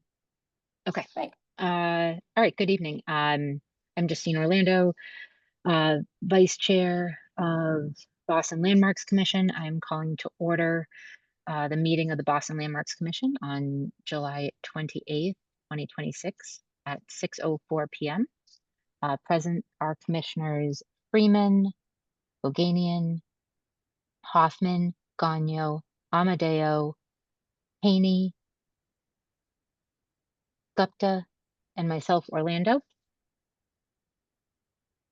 You can participate in this hearing by going to the Zoom meeting link posted in our agenda online, www.zoomgov.com/J/1653954,504, or by calling 1-646-828-7666 and entering meeting ID number 165-395-4504. You may also submit written comment to us via email at blc@boston.gov. In accordance with the Commonwealth of Massachusetts executive order suspending certain provisions of the open meeting law, including the March 28th, 2025 amendment, extending the suspension of these provisions until June 30th, 2027, we are conducting this meeting online. To ensure public access to the deliberations of the Boston Landmarks Commission, the public may access this call through telephone and video conferencing. This hearing is being recorded. All conversations between commissioners should be audible to the public in attendance until the hearing has been adjourned. If there are any media or elected officials present, I would ask that you identify yourself by using the raise your hand function on the Zoom platform and state your name, title, and affiliation.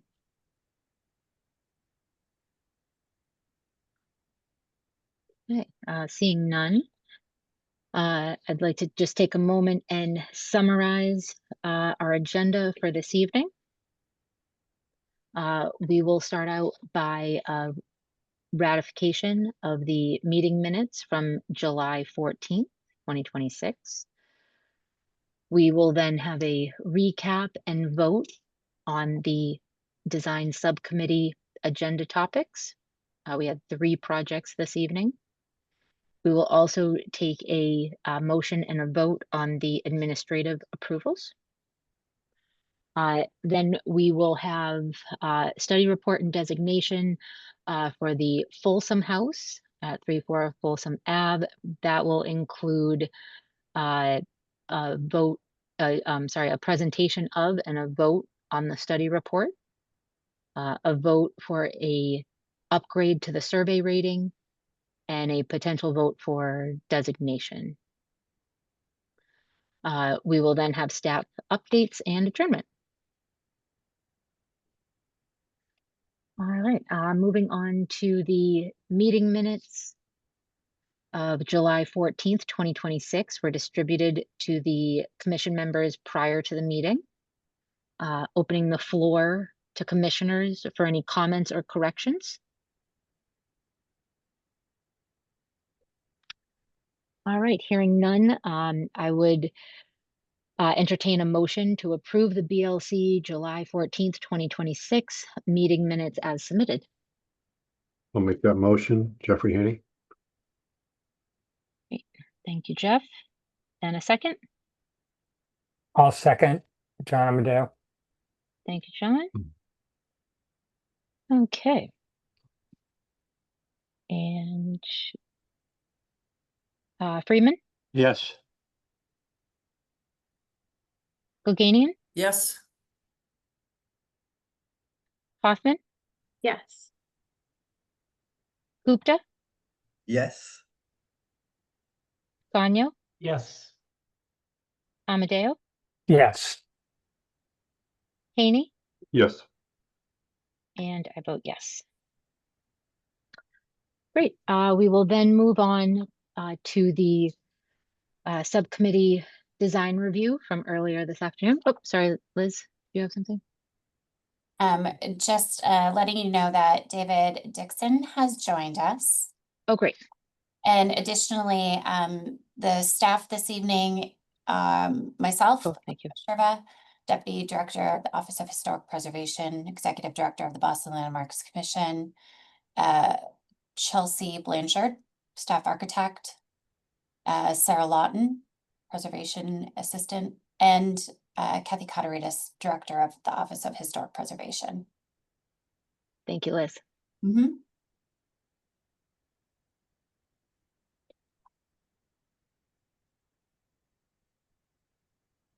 Okay.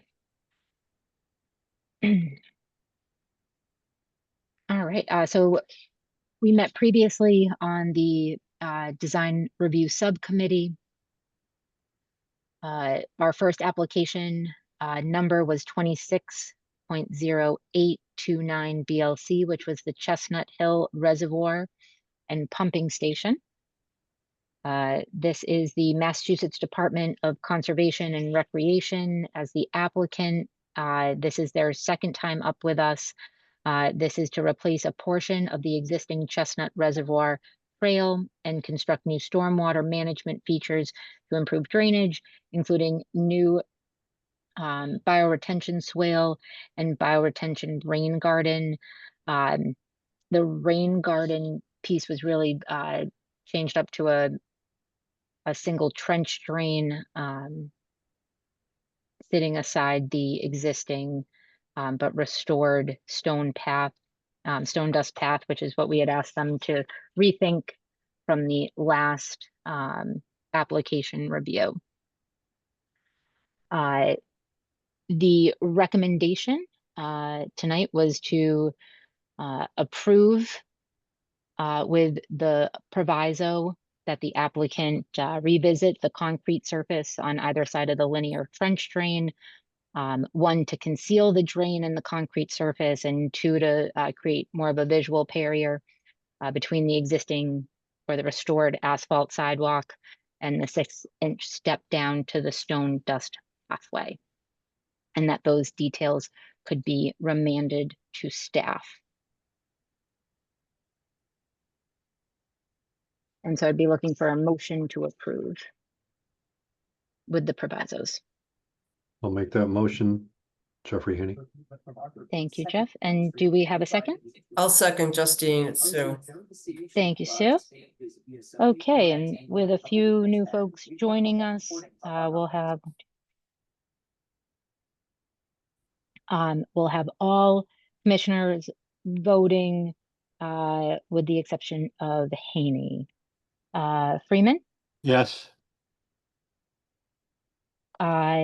Dixon? Yes. Gagnon? Yes. Boganian? Yes. Gupta? Yes. Hoffman? Yes.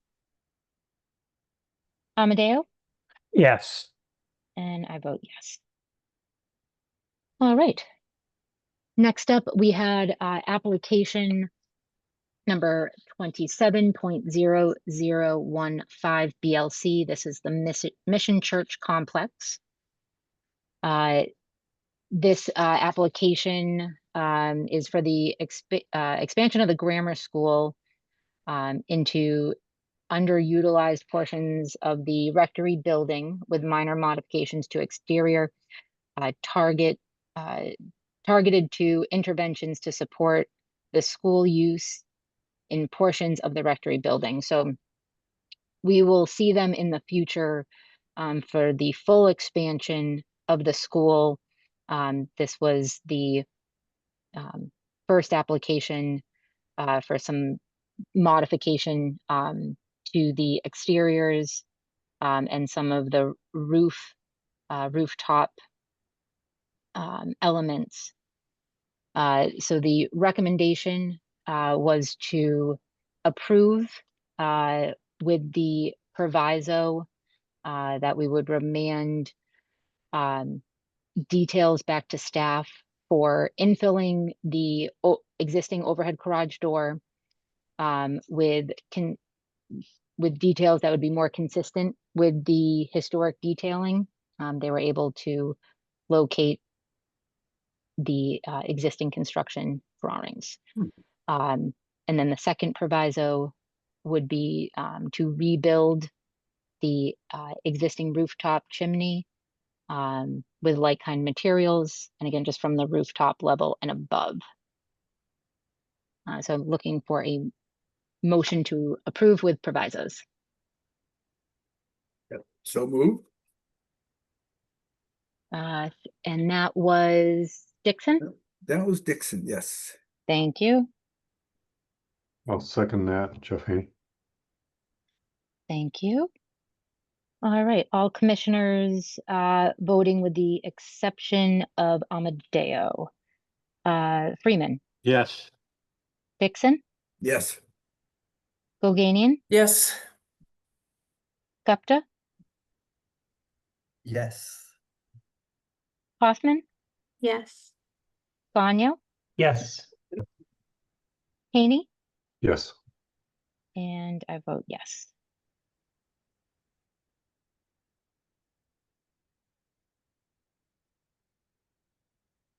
Okay, next we're going to move on, or we'll have the application 26.0407 BLC, the TILESTON House at 13 River Street. So this application was for the addition to the rear of the existing historic home at 13 River Street. Our recommendation was to approve with the provisos, and I'm going to read them in that have been written out here. The provisos, these specifically are in regards to the addition, to lower the roof line of the rear addition to the TILESTON house so that it is 1.5 to 2 feet lower than the ridge of the existing house. Revise the design of the street-facing facade of the new addition. The new addition would be symmetrical, balancing the garage door with the entry door and surround. Revise the proposed small square windows to complement the Tilestone house, and that the new addition should read as a backyard carriage house and barn, and the design palette is to be remanded to staff. The applicant was very happy to work through those details with staff. Our third proviso is that they return with design details for the rehabilitation of the Tileston house, consistent with the information found in the study report. And Jeff, would you like to add some comments? Sorry to butt in here with a comment, but I was just thrilled to see this on the agenda tonight and to hear the revised plan, because this is such an important house on River Street that I drive by all the time and have been fretting about. So, you know, good job to the development team for rethinking their plan. And I re-looked at the study report from 2021, and just look at the photograph on the front of that study report to be inspired by what an amazing property this could be. So I hope the development team takes some of the existing information to heart from the study report that can inform the renovation of the current building, because it doesn't look like much at the moment, but you can see from the photographs in the study report what a really attractive and wonderful property it was. So just throwing that out there. Thanks, Jeff. The applicant was, I think they've been pretty amenable in working through the process, Chelsea. Yes. And we're taking a lot of the comments that staff had already had issued to them and had already started to work through some of them. And we're happy to come back with a more detailed and developed plan specific to the historic home. So please come join us on sub review when that comes back. Definitely, Jeff. We need you at design review that day. Yeah. And anyone who's interested. All right. Jeff, would you also like I will to make that make a motion for? Yes. Excellent. Okay, and a second? I'll second that. That's John. Thank you, John. Okay, and all commissioners voting, with the exception of Garnier. Freeman, Yes. Dixon, Yes, again. Goganian, Yes. Gupta, Yes. Hoffman, Yes. Amadeo, Yes. Haney, Yes. and I vote yes. All right, moving on to administrative approvals. We had read these into the record during the design review subcommittee, as they are posted here on the screen. So I will accept a motion to approve the applications as listed.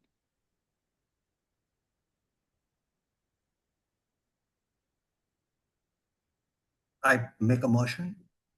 Great, thank you. Vineet.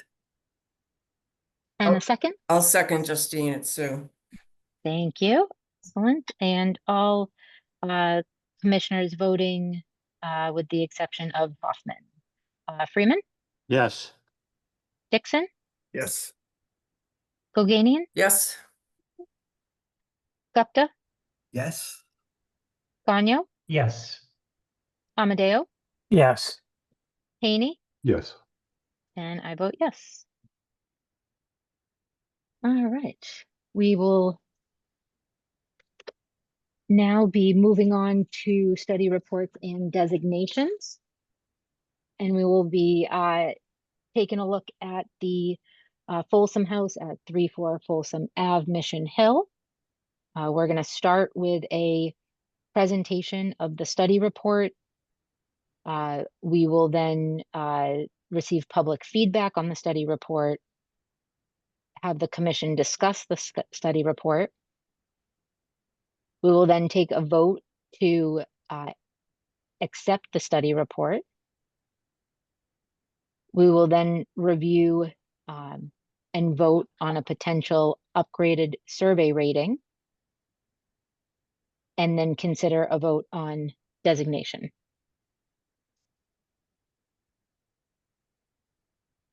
Okay.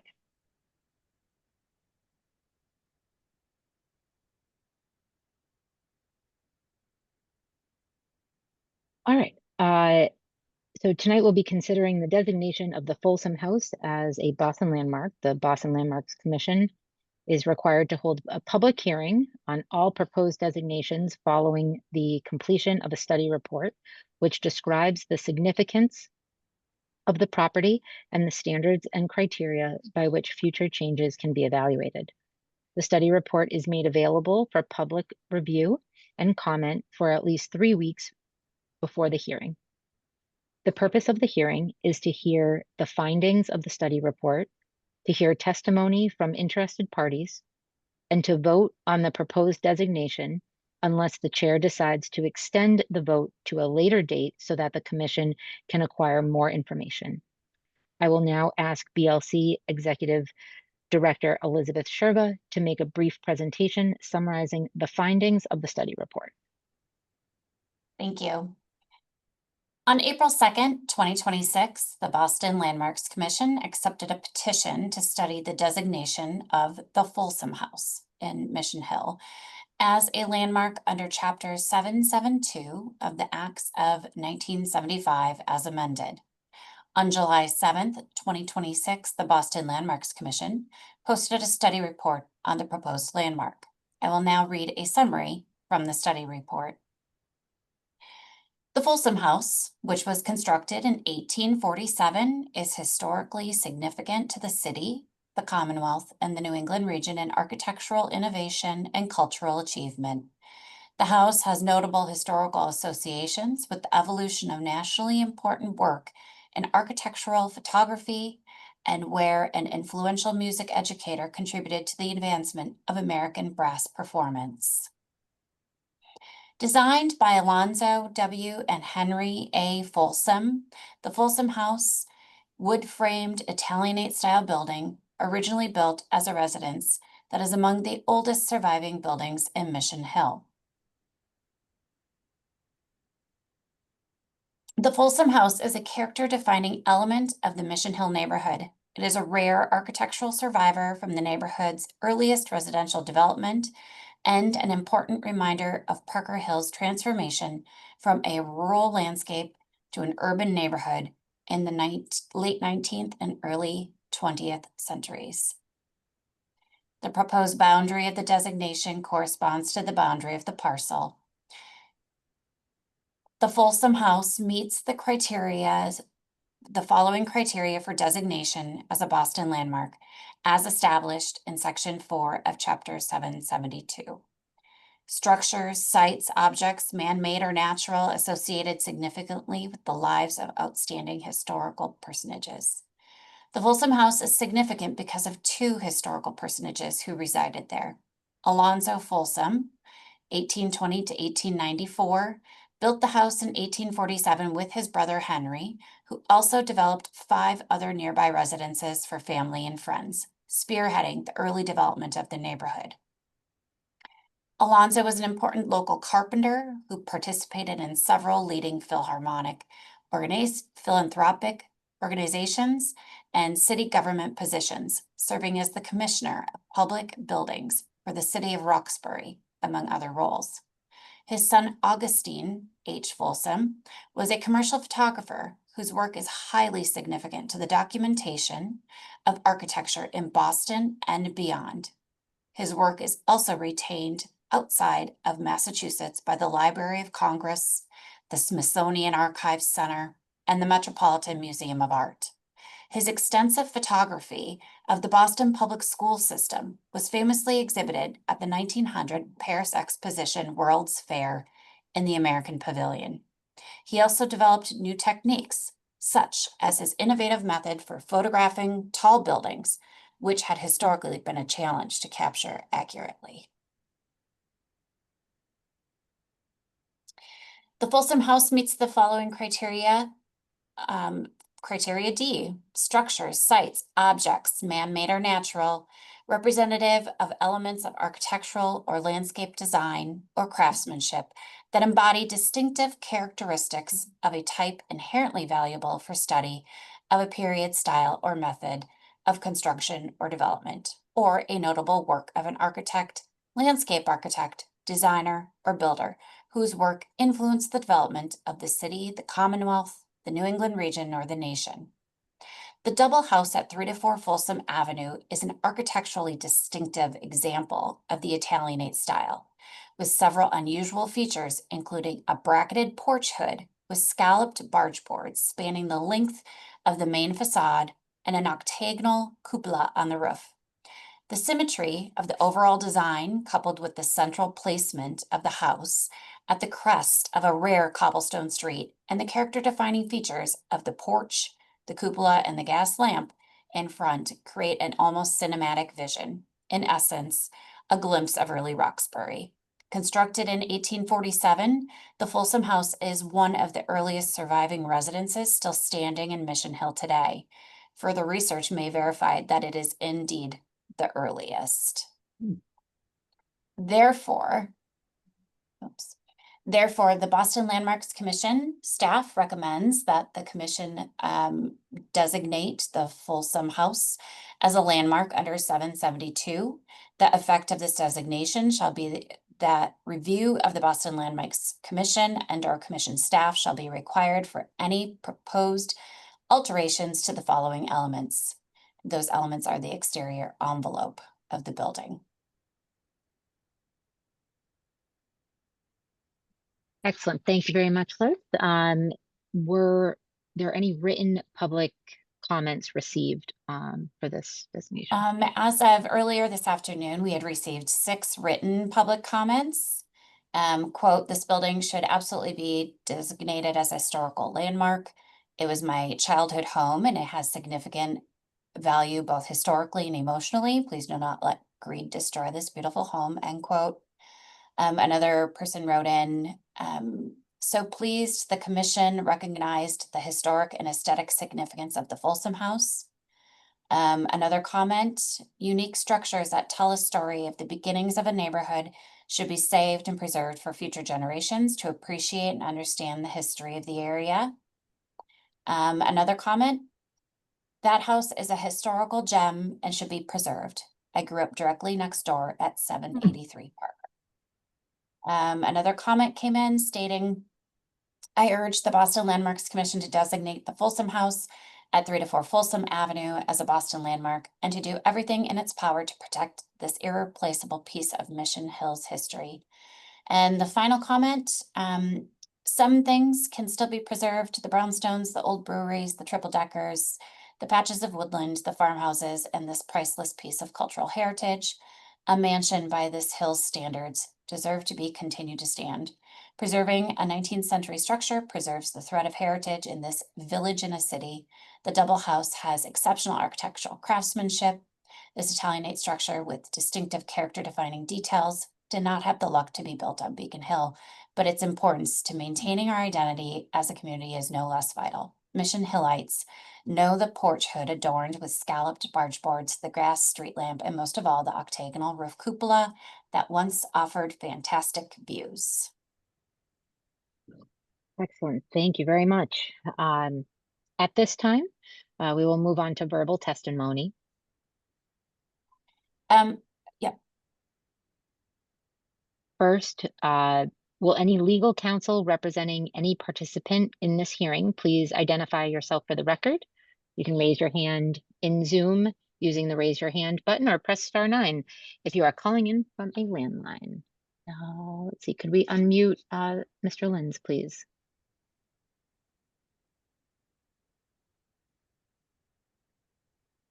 Okay, you should be able to unmute. Sorry, you should be able to unmute. You have 5 minutes for comment. Thank you, Madam Chair. Through to the commission members. For the record, my name is Richard Lenz. I'm an attorney with a business address of 245 Summer Street in East Boston. I represent Ridges Beta LLC. It's the owner of the property. I do appreciate the comments that were made and certainly the information that was provided regarding communications. I note that you did not indicate that any communications from my office have been filed. I know we've filed a number of matters with the commission, so I would like the record to reflect that there are a number of objections filed. With respect to the 5-minute limitation as a threshold matter. I'm so sorry, Mr. Lenz. I think we got ahead of ourselves a little bit. At this point, we were just looking for the introduction, but you will have your 5 minutes as we go through our script. Well, thank you, but thank you for recognizing. There's a preliminary procedural matter that I think the commission needs to deal with before we take any further testimony by anybody. But in this case, you do have to follow the script, but you do, except you do have a written objection from me about continuance of this hearing based upon outstanding public records requests regarding the actual designation of this property. And specifically, the Supervisor of Public Records has ordered the City of Boston to produce records they were due yesterday. The city's failed to comply with that order from the Supervisor of Public Records. We filed an additional complaint with the Commonwealth. We've received no records, despite the fact that we made that request on April 30th. We are not being afforded a meaningful opportunity, and we're asking that tonight's matter be continued to a further date until such time as those records have been produced and compliance with the Supervisor of Public Records order has been achieved. Thank you. Liz Sherwood, do we have a response for documentation? At this hearing this evening, we will be taking a vote to accept the study report or not accept the study report.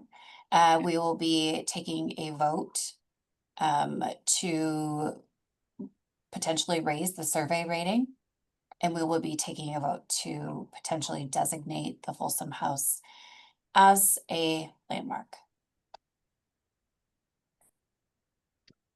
All right, testimony will now be taken in the following order as specified in the BLC regulations. First from elected officials, second from the Planning Department and the Massachusetts Historical Commission, who have statutory review responsibilities.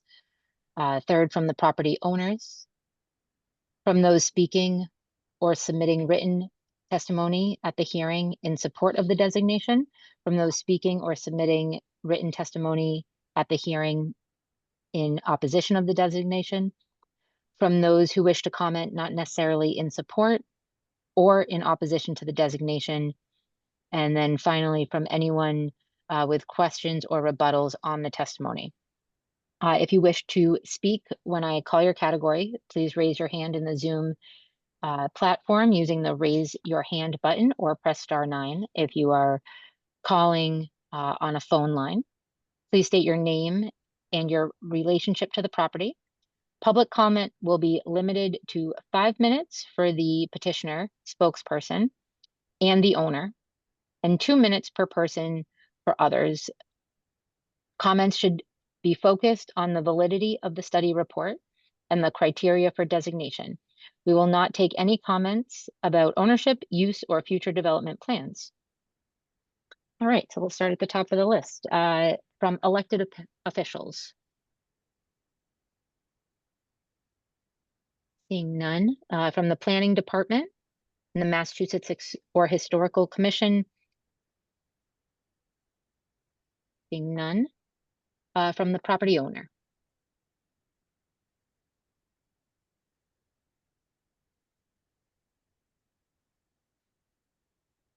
Okay. From those speaking or submitting written testimony in support of the designation.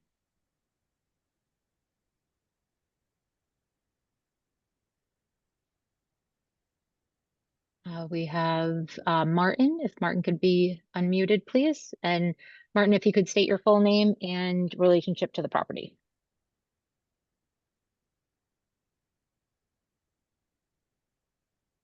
You should be able to unmute, Martin.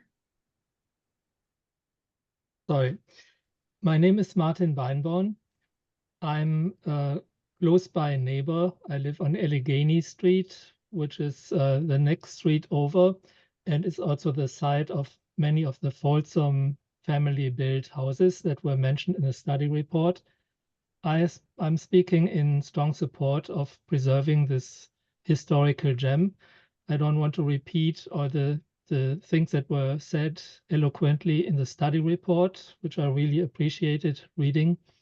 I think it's a really unique thing, not just for Mission Hill, but also for the history of early Roxbury being incorporated gradually into Boston.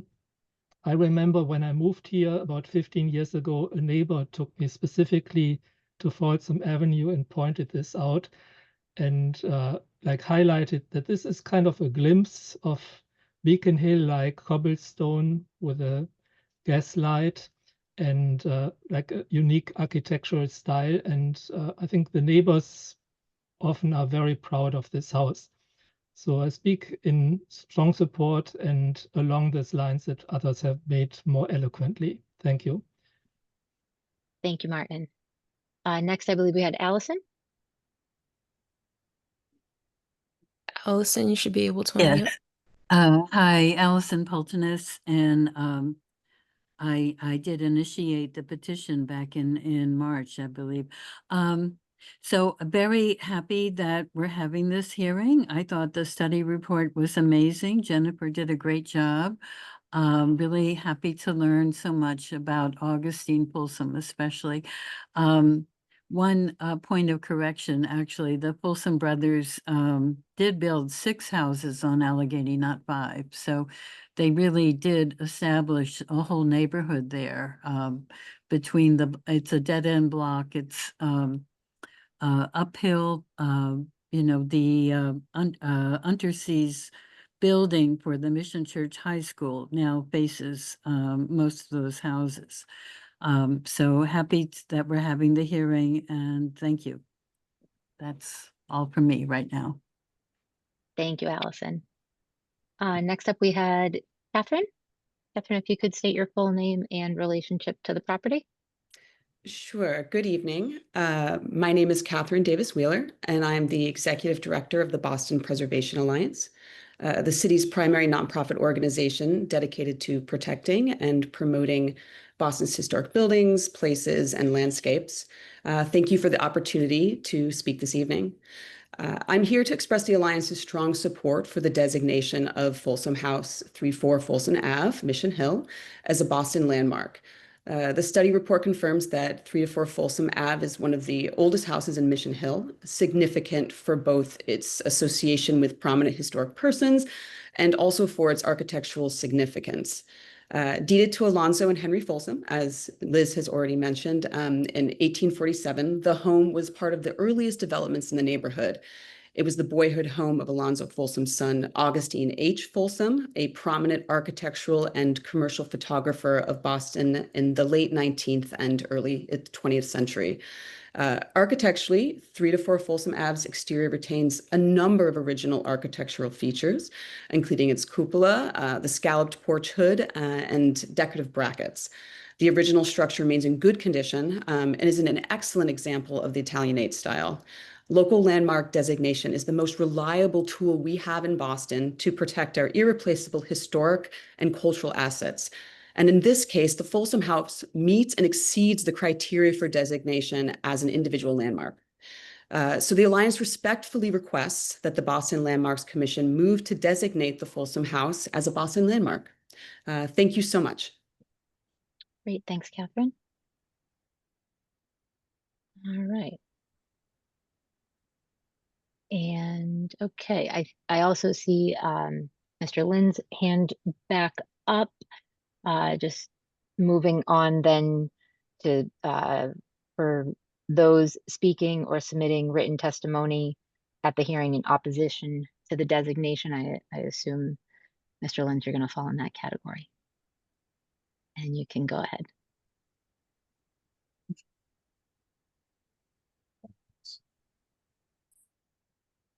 Thank you. Can you hear me? I apologize. I wasn't able to raise my hand when you had called on owners earlier, so. No problem. No Okay, problem. so thank you again. For the record, Richard Lins on behalf of Ridge Beta LLC, the owner of 3-4 Folsom. As a threshold matter, I just want to make it clear that if it's not already obvious to the commission, my client doesn't want this property designated as a landmark.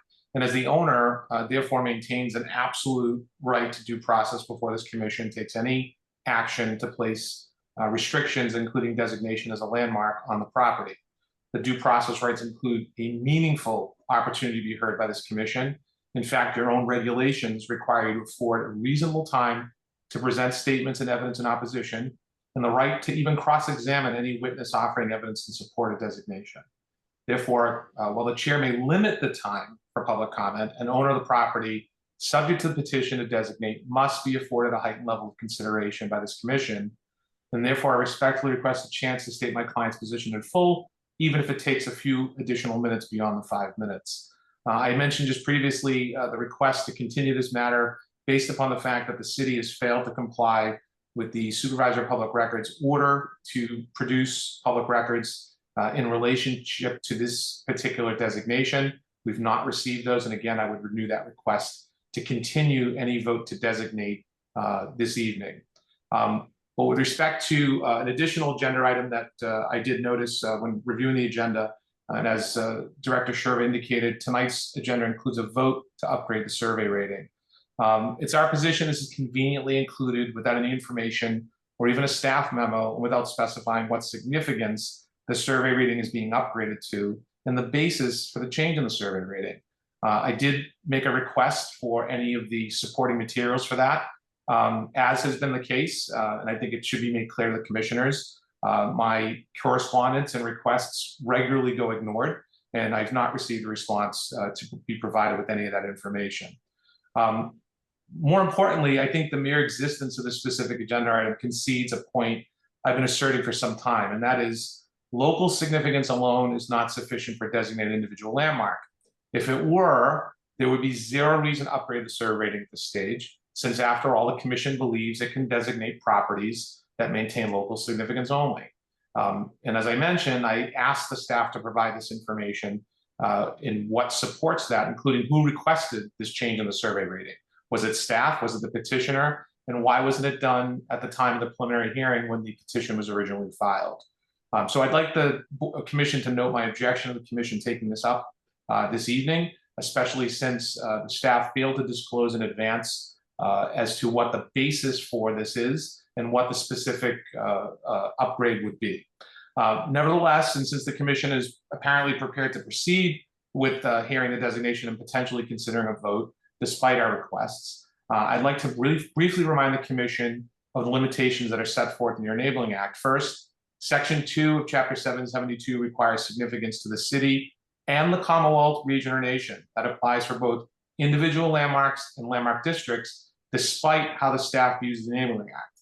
In 2021, as this commission is probably aware, Boston City Council asked the legislature to amend the definition of a landmark to lower the threshold of significance, which is an implicit admission that only the legislature can change that definition. Once again, the legislature never passed that home rule petition. Section 2 definition remains exactly the same as it was when it was originally written more than 50 years ago. Despite that failed effort to change the definition in March of 2025, the commission adopted revisions to the survey policy. Those changes are invalid since they go beyond the scope of the commission's own authority. It's well settled that a municipal body can't amend a special act of the legislature by conveniently relabeling the use of a word as a drafting error, which the staff has done in this particular case. Until just recently, the commission's own website even acknowledged this limitation, where it previously stated that an individual landmark has significance above the local level, where by comparison, an ACD requires significance at the local level. In July 2024, the Commission's petition form changed individual landmark to a disjunctive requirement, while leaving the landmark district the same as it's currently set forth in the Enabling Act of definition. This petition before the Commission was itself accepted on the basis of local significance, as local significance was checked, not state or national. The Commission's executive director confirmed that in writing on April 13th, a day before the plenary hearing, saying it has a survey rating of local significance. So as a separate matter, the notice of landmark consideration that was recorded by the executive director in this case is also independently defective. The June 18th hearing notice admitted that there was no study report even existing at that time, and Section 4 requires the completion of a study report before that. Last, and I'll make this final point, and I ask the Commission's indulgence to make a few additional points on this matter. So you're currently at your 5 minutes. Chair Orlando, it's at your discretion. I think, Mr. Lenz, if this is the last point, if we could wrap it up, that would be great. Sure, thank you, and I appreciate that, Madam Chair. So even assuming the Commission is able to find significance above the local level, the record before the Commission doesn't even support that, as set forth in the correspondence submitted to you on July 14th. Starting with the significance of Alonzo Folsom, he held local municipal offices only, according to the study report, nothing more. The study report dates his appointments to 1866 to 1867, which is the same time the Macris abstract says he moved to 48 Allegheny Street. This raises a real question whether the significance even belongs to 3-4 Folsom. Regardless, his role in the offices he held were mostly, at most, locally significant. As far as Augustine Folsom is concerned, he lived at 3-4 Folsom from his birth to 1868 when he got married. That's set forth in the study report as well. Everything that's cited in the study report to support significance above the local level all post-date 1868, and therefore belong to 48 Allegheny Street, where he actually lived and worked until 1926. That's also in the study report. According to the evaluation guidance provided by the National Register, the period of significance is dated to when a person's productive achievements actually occurred, not their full lifetime of residence. And furthermore, the building itself was moved from its original Parker Street site in Folsom Avenue, didn't even exist until around 1899. Therefore, the cinematic cul-de-sac setting the study report relies on didn't even exist during Augustine's residency. At least 5 other Folsom-built houses survive nearby, including 48 Allegheny, which is the address most directly tied to the family's actual achievements. The study report hasn't adequately explained why this building deserves to be recognized one of the city's highest honors rather than those buildings. And lastly, no physical fabric of the building documents any of the photographic work being credited to it. Folsom's Folly was a separate mobile studio. It doesn't even survive on the property. So with that, I would ask in closing the following. Continue the hearing until outstanding public records are produced to my client and reviewed. Do not take up the survey rating vote tonight, and acknowledge on the record that the administrative record is incomplete. If the Commission proceeds regardless, require specific findings addressing each of the points that we've raised before any vote is taken on designation. And alternatively, the Commission should simply reject the petition and refuse to designate this property as a landmark. Thank you, and I appreciate the additional time. Thank you very much, Mr. Lenz. Any other hands who wish to speak in opposition? All right, anyone who wishes to comment, not necessarily in support or in opposition to the designation? Okay, and then from anyone with questions or rebuttals on the testimony that's been provided? Justine? Yes. I will just comment that I will address some of Mr. Lenz's comments when we take a look at our survey rating. Understood. I know the comments kind of blended between the two. So, okay. All right. At this time, I will now invite commissioners to ask questions or comment on the study report for the proposed designation. And as Liz also just suggested, we'll address the survey rating in our next round here.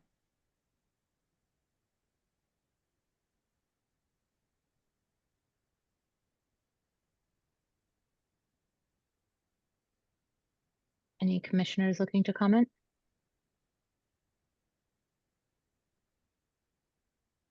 Justine, if you'd like, we could discuss the survey rating and then do the votes sequentially as an option.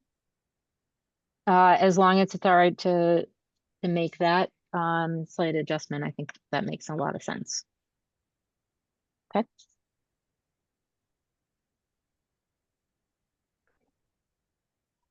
Sorry, I just need to pull back my script here. Okay. Okay. All right. So based on the research for a recently completed study report on this property, BLC staff are proposing an upgrade to the survey rating for Folsom House at 34 Folsom Avenue in Mission Hill. According to the Boston Landmarks Commission policy, staff of the commission have evaluated the architectural and historical significance of this property based on documentation and field evidence, and a comparison of buildings of comparable age, type, and style from the commission's survey data. Staff then produced an inventory continuation sheet. The inventory continuation sheet conveys the staff recommendation for an upgraded survey rating. The commission can vote to accept, reject, or change this staff recommendation. The change of a building's rating does not constitute designation as a Boston landmark or listing on the National Register of Historic Places. I will now ask Liz Sherva, Executive Director of the BLC, to read their recommendation into the record. So I just want to be clear that it is the position of the city and the BLC that our enabling legislation does allow us to landmark locally significant properties. That being said, as we did additional research and uncovered additional information on this property, we felt strongly that this property was a candidate to have a increased survey rating to a state significance. So as a reminder, our survey rating policy, which is up on the screen, the survey rating policy establishes guidelines on how the Boston Landmarks Commission and staff use survey ratings to determine whether a property is eligible for a petition, but also we may vote to accept petitions for further study, and those may become additionally more significant as further research warrants. Under state significance, buildings, structures, objects, sites, or places of state significance are considered to have highest significance to the city of Boston and the Commonwealth of Massachusetts, as the city's most outstanding examples of their style or type, distinguished for high architectural or design quality and high degree of intactness or integrity, as evaluated within a statewide context, as early or rare examples of the work of notable architects, designers, engineers, or craftsmen who may have worked in a statewide context, and properties or districts are evaluated in a state context when they represent an aspect of the history of the Commonwealth as a whole. A property whose historic associations or information potentially appear to extend beyond the local area may be significant for a state level. For Folsom House, the significance of the Folsom House lies in the convergence of architecture, innovation, and cultural achievement. It is not simply one of Mission Hill's oldest surviving residents. It is the place where nationally important work in architectural photography was developed. It was developed during Augustine's time in which he lived at that residence. And where an influential music educator contributed to the advancement of American brass performance. Augustine Folsom's photographs continue to inform preservation practice and architectural scholarship across the country, while Thomas Leverett's teaching helped shape a generation of musicians.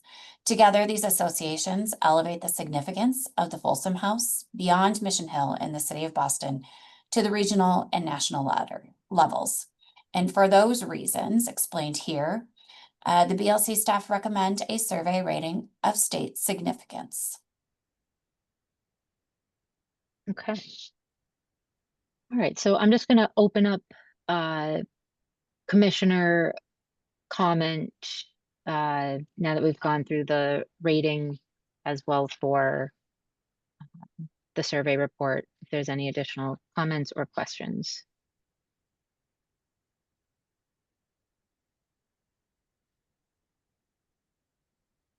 Okay. Yeah, actually, this is David. Unfortunately, I can't find the hand raise the That's okay, David. You can jump right in. Okay, thank you. This is a question actually for Elizabeth. And how should I say it?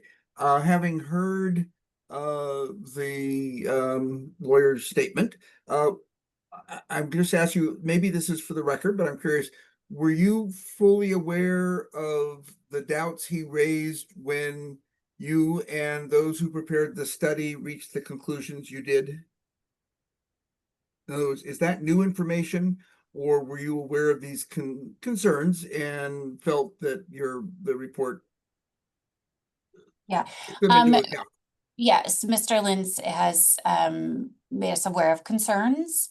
Mr. Lins continues to state that we are unable to designate locally significant buildings, but we have done so in the past and we will continue to do so.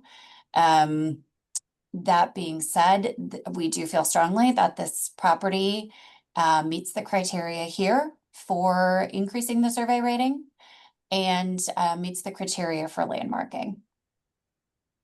Thank you. Mm-hmm. Vineet? Thank you. This is more a discussion and maybe additional information. So if the house itself was moved from its previous location to the back of the property and Folsom Avenue was created, is Folsom Avenue an actual, because it used to be on private property, is it an actual public way? So is it in the city? Yes, records that's as a being a great public way? question. Right, that's a great question that I can take a look at. I don't know if it is listed as a public way or if it is listed potentially as an easement on the other two properties. I think it's definitely worth this kind of a further investigation, notwithstanding any designation that we might make right now. Right. But because finally it's about what is available for view from the public way, right? That we're designating. So for a individual landmark, we would be reviewing the entire exterior of the building. Views from the public way can be hooked to a individual building, or most commonly, you'll see those in historic districts. Okay. From a public way. That makes sense. Okay. This is David again. I'm sorry to jump in. I just Vineet reminded me of an observation I had, and this is personal, I have to say. I don't know how it accords with the city's policies or with even what the preservation community would consider best practices. But as I read the study report, the fact that the house was moved to develop the property when it was and as it was, it certainly strengthens its ability to tell a particular story about the time and place. And actually, from my perspective, strengthened the case. Staff found it to be a part of the story of this house itself. Understanding that the development was, they were taking that house and instead of demolishing it, moving it back to allow for additional development. And in the process, it tells the story of how Mission Hill, much of Boston, many cities of its era grew and changed as they expanded. And I found that fascinating. Great. Any other commissioner comments? Okay, so we are gonna, I think, return to do our potential motion to accept the study report. We will then consider a vote on the upgraded survey in line with the way in which the information was presented. Does that work for you, Liz? Yeah, so I think our next step would be to entertain a motion to accept, reject, or change the survey rating. I think it would be to accept the survey report first. It's either one. I think all the information has been presented for both votes, so you can take either one. Okay. All right. I think at this time, we will accept a motion to accept the study report on 3-4 Folsom Street as presented this evening. So moved. Was that David Dixon? Yes, it was. I'll Okay. second. That's John. Thank you, John.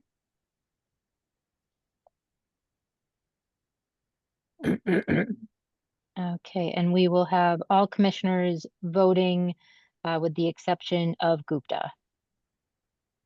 All right, John Freeman. Sorry, Justine, John Freeman just notified me that he had to leave. So Okay. we might need to use an alternate, No problem. Benit, you are back on with us. Dixon. Yes. Or accept. Boganian. Yes. Gupta. Yes. Hoffman. Yes. Gagno. Yes. Amadeo. Yes. Haney. Yes. And I vote yes. And I'm sorry, did I actually see, did Chris Hart join us as well? You should have. I do see him here. Chris, we'll catch you on the next one. All right, now we will. And Justine, just to let you know, as required by the BLC's regulations, written statements may be submitted for the record up until 3 working days following the hearing to the Boston Landmarks Commission at 26 Court Street, floor 2, Boston, Massachusetts, 02108. Statements may also be sent to the BLC at boston.gov. An extension of time for submitting written testimony and postponement of the designation vote may be granted tonight. The public record, that's at the chair's discretion. The public record of the hearing is available upon advance request to the BLC staff at blc.gov. I think an extension might be advisable.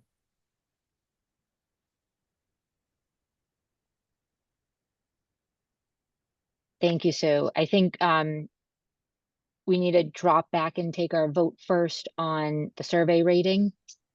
And then we will consider designation. Okay, I will now entertain a motion to accept, reject, or change the survey rating recommended by staff for this property, which was of state significance.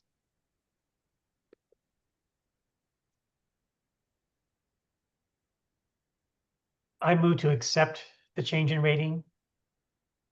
Thank you, Jeff. Second that, Jeff Haney. Thank you, Jeff. Okay.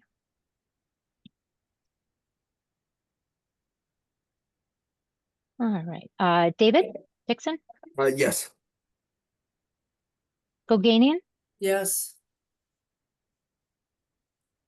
Gupta. Yes.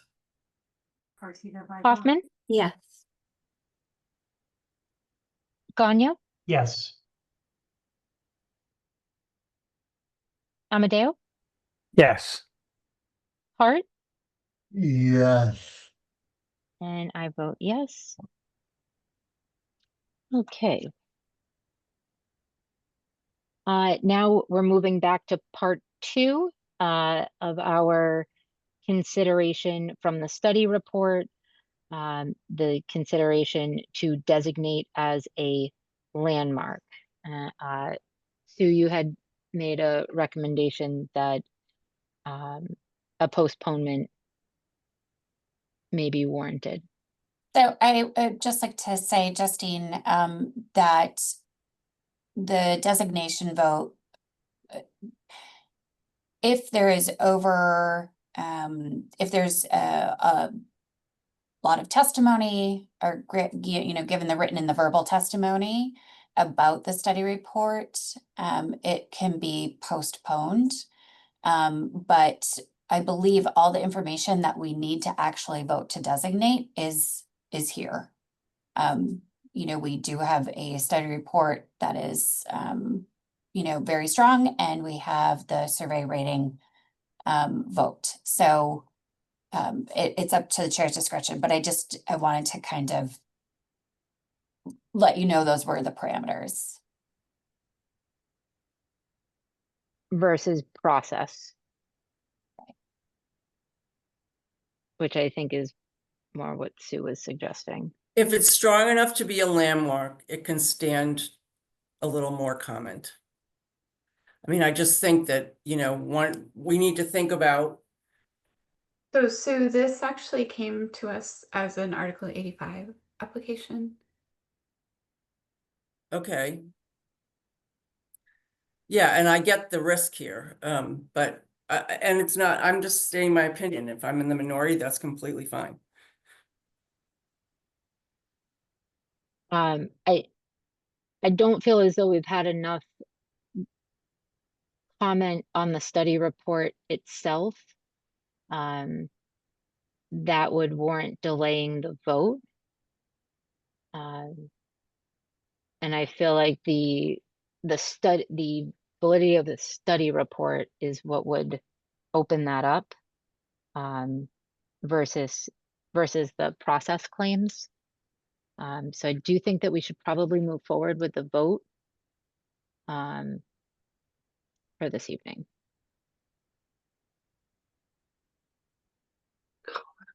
Okay, I will now entertain a motion to accept the designation of Folsom House as a Boston landmark.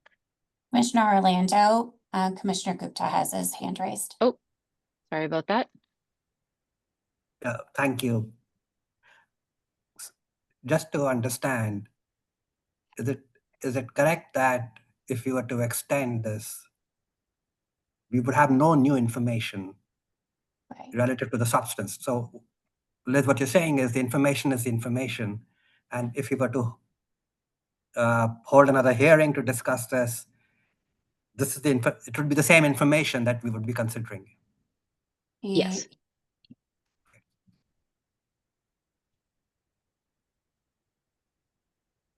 Okay, so just to repeat, I will now entertain a motion to accept the designation of the Folsom House as a Boston landmark. So moved. Thank you, David. And a second? I'll second. That's John. Thank you, John.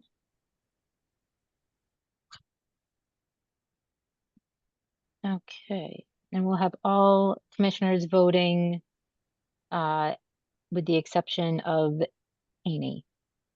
I'm sorry. With the exception of Gupta. All right. Dixon. Yes. Bulganian. Yes. Hoffman. Yes. Gagno. Yes. Amadeo. Yes. Hart. Yes. Haney. Yes. And I vote yes. Okay. The commission, having voted to designate the landmark this evening, means the staff will create a vote of designation document that will pass, which will present the details about the property, a list of commissioners' votes on the designation, and the date of the vote by the BLC. This document will be sent to the city clerk, who advances it through the approximately 45-day mayoral and city council approval process. The mayor shall transmit his or her approval or disapproval to the city council within 15 days. The City Council then has 30 days in which to overturn by a 2/3 vote a designation approval by the mayor. Once the designation document is returned to the BLC by the city clerk, it is ready for the final step, recording with the Register of Deeds. Thank you, and that concludes this matter. We'll move on to staff updates. Thank you, Commissioner Orlando. I'd like to let you all know that the Boston Landmarks Commission is being honored with the 2026 Preservation Award of the Year by the Boston Real Estate Times. They are recognizing the BLC for 5 years of leadership, 5 decades of leadership in protecting Boston's historic character, architectural heritage, and cultural identity. And as part of the recognition, our very own Commissioner Freeman is being recognized. I know he had to leave earlier for his distinguished contributions as an architect, preservation advocate, and longtime member of the commission. So the next time you see him, you can tell him congratulations, and congratulations to all of the commissioners who do this work. And as you may or may not know, the Advisory Council on Historic Preservation, the independent federal agency responsible for overseeing the implementation of Section 106 of the National Historic Preservation Act, has released a proposed rewrite of 36 CFR Part 800, the federal regulations that implement the Section 106 review process. The proposal has drawn national attention because it would substantially reduce opportunities for consultation with state, local, tribal, and consulting parties, while also limiting public participation in the review of projects affecting historic properties. The proposed rule is also being advanced on an unusually expedited 2-week public comment schedule. For more than 50 years, Section 106 has required federal agencies to consider the effects of projects they undertake, fund, license, or permit on historic properties before final decisions are made. The process does not prohibit development or infrastructure improvements, but rather it provides a framework for federal agencies to consult with preservation organizations, tribal nations, state and local governments, and the public to identify historic resources, evaluate potential impacts, and explore alternatives that avoid, minimize, or mitigate adverse effects. Under the proposed regulations, federal agencies would be granted significantly greater discretion in determining how Section 106 reviews are conducted, with fewer opportunities for consultation, independent review, and public engagement. The administration has stated that the revisions are intended to accelerate the delivery of federally funded and federally approved projects. If adopted, the changes could result in a streamlined federal review process for the projects nationwide. The National Trust for Historic Preservation, the National Alliance of Preservation Commissions, and the National Conference of State Historic Preservation Officers, along with many different state and local nonprofits and federal nonprofits, are actively working against these proposed changes. I, having previously worked at the Massachusetts State Historic Preservation Office for over 10 years, I've personally worked on many projects that effectively and efficiently followed the existing Section 106 consultation process to come to consensus on important projects around the Commonwealth, including the rehabilitation of the Longfellow Bridge. I encourage you all to become informed of the proposed changes and to submit comments if you are compelled to do so. The National Trust for Historic Preservation will be holding a webinar on July 30th. That is this upcoming Thursday at 1 p.m. Central or Eastern. And if you're interested, you can sign up for the webinar on their website. I took a screenshot of what these web pages look like, so you know you're in the right spot. And additionally, if anybody has any other questions about Section 106, they can reach out to our office directly.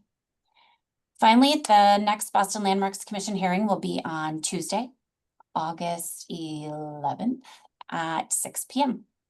Thank you, Commissioner Orlando. That is all I have for this evening. Excellent.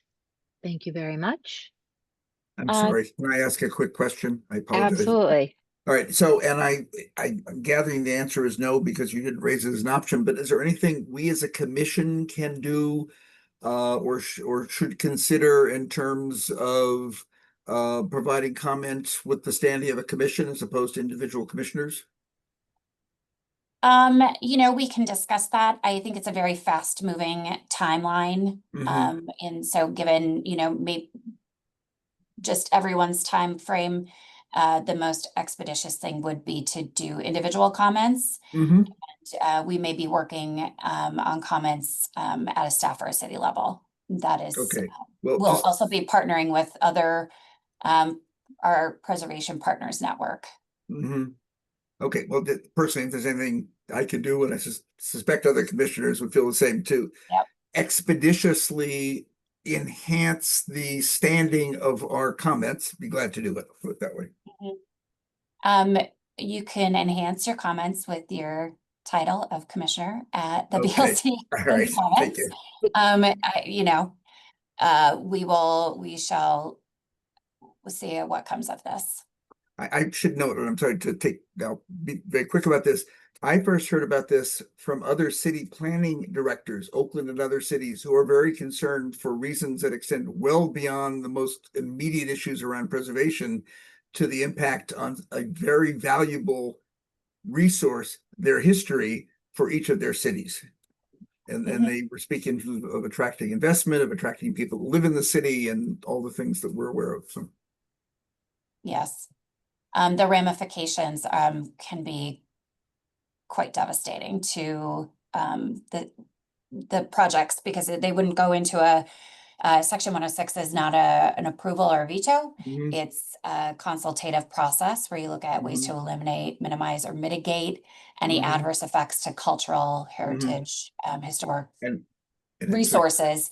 And this would make it so they would not have to do that, and the federal project could go forward.